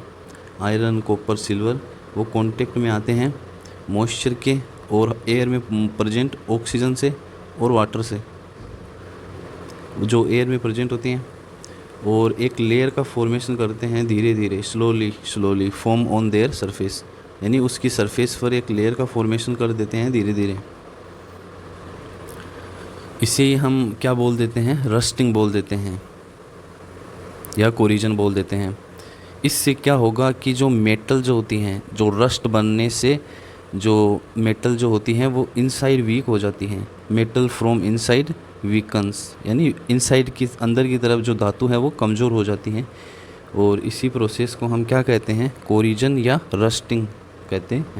तो एक बार हम फिर से इसको रीड कर लेते हैं। जैसे ये एग्जांपल हमने लिया कि कोई भी मेटल रहेगा, उसके वो एयर में प्रेजेंट ऑक्सीजन से रिएक्शन करेगा और मॉइस्चर से रिएक्शन करेगा जो एयर में प्रेजेंट होगा। जैसे बरसात के समय में रस्ट ज़्यादा बनते हैं, तो O2 और एयर में प्रेजेंट मॉइस्चर इन दोनों से रिएक्शन करेगा। तो स्लोली ये रिएक्शन होगी, जिससे फॉर्म होगा एक लेयर का। ये लेयर है, ये है अंदर की तरफ, तो ये फॉर्म करेगा एक लेयर का, और इसी लेयर को हम रस्ट कहते हैं। अब इस रस्ट बनने के कारण जो मेटल होती हैं वो अंदर से हो जाती हैं वीक। ये कमज़ोरी है रस्टिंग की। कमज़ोरी ये है कि जो मेटल जो भी रस्ट बनेगी उस पर रस्टिंग की एक लेयर बन जाएगी। उस लेयर के कारण जो मेटल होगी वो अंदर से वीक हो जाएगी।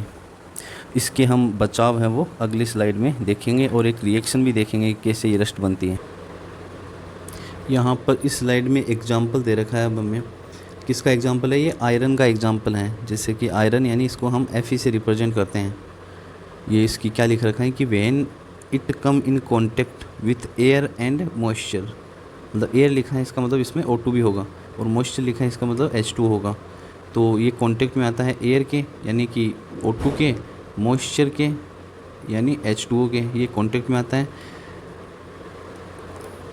और फॉर्म कर लेता है a radius brown layer forms on its surface, यानी कि जो आयरन की सरफेस है उस पर फॉर्म हो जाएगा। जैसे कि ये आयरन की सरफेस है और इस पर फॉर्म हो जाएगा एक रेडियस ब्राउन कलर की लेयर फॉर्म हो जाएगी। इसे हमने समझने के लिए अलग कलर से लिया है कि जैसे कि ये सरफेस जो है, ये सरफेस किसकी है? आयरन की सरफेस है। इस पर एक लेयर फॉर्म हो गई जो बाहर की तरफ डैश डैश में बना रखी है, ये लेयर है। जैसे ये लेयर फॉर्म होगी रेडियस ब्राउन कलर की इसकी सरफेस पर, इसे हम कहते हैं रस्ट, वी कॉल्ड रस्ट। इसकी हमें केमिकल रिएक्शन भी दे रखी हैं, केमिकल रिएक्शन भी एक्चुअल में दे रखी हैं। जैसे कि Fe है वो रिएक्शन करेगा O2 से और H2O से, यानी O2 आ जाएगा एयर में, एयर से यानी कि एयर के कांटेक्ट में आएगा, और H2O यानी मॉइस्चर, इनसे रिएक्शन करने के बाद में Fe2O3.H2 इसका फॉर्मेशन होगा, और इसे हम कहते हैं क्या? रस्ट। जो लेयर फॉर्म होती है वो उसका केमिकल फॉर्म यही होता है, तो इसे हम क्या कह देते हैं? रस्ट कह देते हैं। तो ये हमें केमिकल इक्वेशन है, ये भी ध्यान में रखनी है, और इसको बैलेंस कैसे किया गया है वो आप देख लेना। जैसे कि यहाँ पर बैलेंसिंग भी की गई है रिएक्शन को। अब नेक्स्ट स्लाइड में हम इसको कैसे दूर कर सकते हैं इस रस्टिंग को, उसके बारे में रीड करेंगे। कुछ अदर मेटल्स भी हैं, जैसे कि यहाँ पर रस्टिंग ऑफ अदर मेटल्स भी लिख रखा है, रस्टिंग ऑफ अदर मेटल्स। जैसे कॉपर के एक बार हम देख लेते हैं कि कॉपर में रस्टिंग से क्या होता है कि वेहन यानी कि जब भी कॉपर है वो कांटेक्ट में आता है एयर से, वही सेम प्रोसेस है, एयर और मॉइस्चर के कांटेक्ट में आएगा तो एक ग्रीन लेयर फॉर्म हो जाएगी इसकी सरफेस पर। जैसे उसकी सरफेस पर रेडियस अब ब्राउन लेयर फॉर्म हो रही थी, आयरन की सरफेस पर कौन सी लेयर फॉर्म हो रही थी? Radius brown. ऐसे ही कॉपर की जो सरफेस होगी, जैसे ये कॉपर की सरफेस है, ये कॉपर की सरफेस है और इस पर फॉर्म हो जाएगी रेडियस ब्राउन कलर की लेयर। रेडियस ब्राउन की नहीं, कॉपर की सरफेस है तो कैसी लेयर फॉर्म होगी? ग्रीन लेयर फॉर्म होगी, ग्रीन लेयर फॉर्म होगी। ये तो अलग कलर से बना दिया है मैंने, तो यहाँ पर इस पर ग्रीन कलर की लेयर फॉर्म हो जाएगी।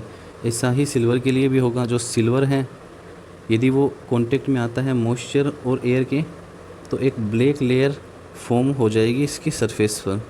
इससे ही सिल्वर के लिए, जैसे सिल्वर की क्या हो जाएगी, ये सिल्वर को मैं Ag से रिप्रेजेंट करता हूँ, ये Ag की सरफेस होगी और इस पर एक लेयर फॉर्म हो जाएगी ब्लैक कलर की, ब्लैक कलर की लेयर फॉर्म हो जाएगी। ऐसे ही हम देख लेते हैं। देखो यहाँ पर कॉपर के बारे में भी पता चल गया कि कैसी लेयर फॉर्म हो रही है, ग्रीन लेयर फॉर्म हो रही है। ऐसे ही सिल्वर है, वो कांटेक्ट में आएगा एयर और मॉइस्चर की, तो कैसी लेयर फॉर्म होगी, ब्लैक लेयर फॉर्म होगी। तो ये नाम याद रखना है कि कौन सी लेयर कहाँ पर फॉर्म हो रही है। अब हम नेक्स्ट स्लाइड में मूव करते हैं। तो इस स्लाइड में हम देखेंगे कि इसके हार्मफुल इफ़ेक्ट क्या होते हैं, जो कोरिजन है उसके हार्मफुल इफ़ेक्ट क्या होते हैं। इससे क्या होता है कि जो मेटल है उसकी जो साइन है वो लॉस्ट हो जाती है। The shine of metal get lost, मतलब जो मेटल की जो चमकीलापन है, जो मेटल की साइनिंग है वो लॉस्ट हो जाएगी, और उसकी जो स्ट्रेंथ है वो भी डिक्रीज हो जाएगी, और मेटल जो है वो स्लोली डैमेज हो जाएगी, क्योंकि रस्ट उस पर बन गई है, जिससे मेटल क्या होगी, स्लोली डैमेज होगी। उसकी जो मजबूती है मेटल की, जो स्ट्रेंथ है मेटल की, वो डिक्रीज हो जाएगी। Since it is a chemical reaction और इट इज़ वेरी हार्मफुल। मतलब जब भी कोरिजन होता है तो वो एक केमिकल प्रोसेस के थ्रू होता है, स्लोली लेयर बन जाती हैं, और वो लेयर है वो मेटल को वीक कर देती हैं। तो ये एक वेरी हार्मफुल प्रोसेस होती है कोरिजन। इससे क्या हम इससे बच सकते हैं कोरिजन से? तो नीचे हैं वो लिख रखा है, इसकी प्रिवेंट के कुछ ये उपाय लिख रखे हैं कि वे टू प्रिवेंट रस्टिंग, यानी रस्टिंग को हम कैसे बचा सकते हैं, रस्टिंग से किसी भी मेटल को हम कैसे बचा सकते हैं, कि कोई मेटल है उसको रस्टिंग ना हो तो उससे हम कैसे बचाएं। तो उसके लिए हम क्या करते हैं, अप्लाइंग पेंट और grease on the surface of metal. जैसे कि मैं यहाँ पर समझने के लिए ऐसे मान रहा हूँ कि एक मेटल है, ये क्या है, मेटल है, ये मेटल की सरफेस हो गई, ये मेटल की सरफेस है।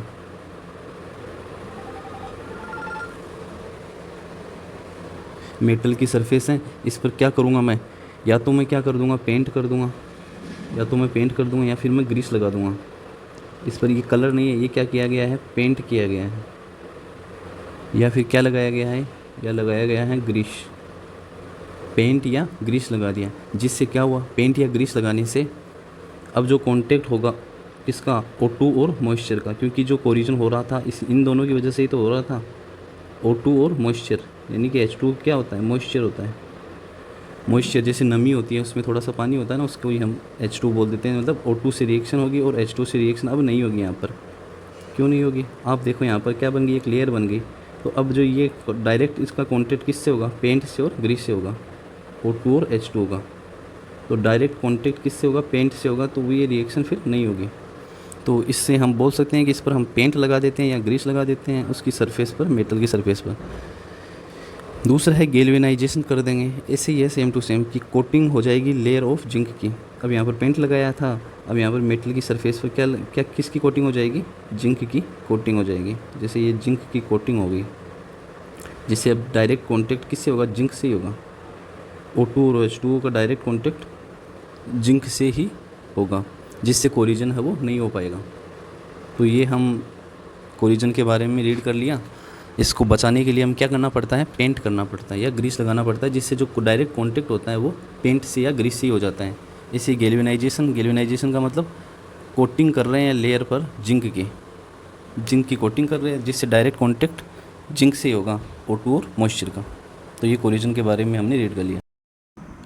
अगला टॉपिक है रेंसिडिटी। रेंसिडिटी क्या होती है, इसकी डेफिनेशन एक बार हम रीड करते हैं। व्हेन ऑयल, घी और fatty substance remain open for a long time they react with oxygen present in the air. यानी जब भी ऑयल, घी और फैटी जो सब्सटेंस है वो लंबे समय तक खुले में रहे तो वो ऑक्सीजन के साथ में रिएक्शन कर लेते हैं।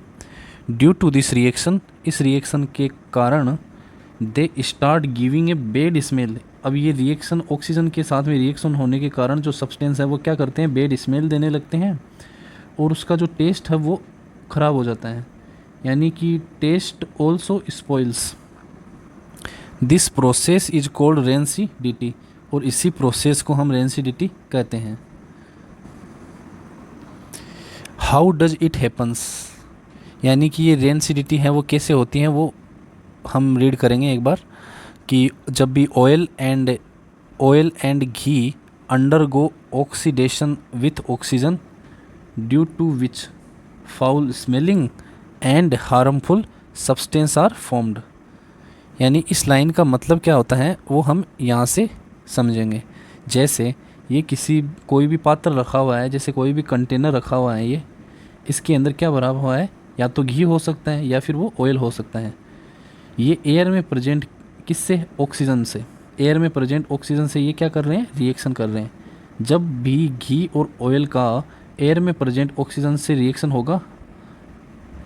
होगा तो उसको हम क्या कहते हैं, जब भी ऑक्सीजन की रिएक्शन घी या ऑयल से हो रही हो या किसी भी सब्सटेंस से हो रही हो तो उसे हम क्या कहते हैं, ऑक्सीडेशन हो रहा है। यानी कि घी और ऑयल का क्या हो रहा है, ऑक्सीडेशन हो रहा है।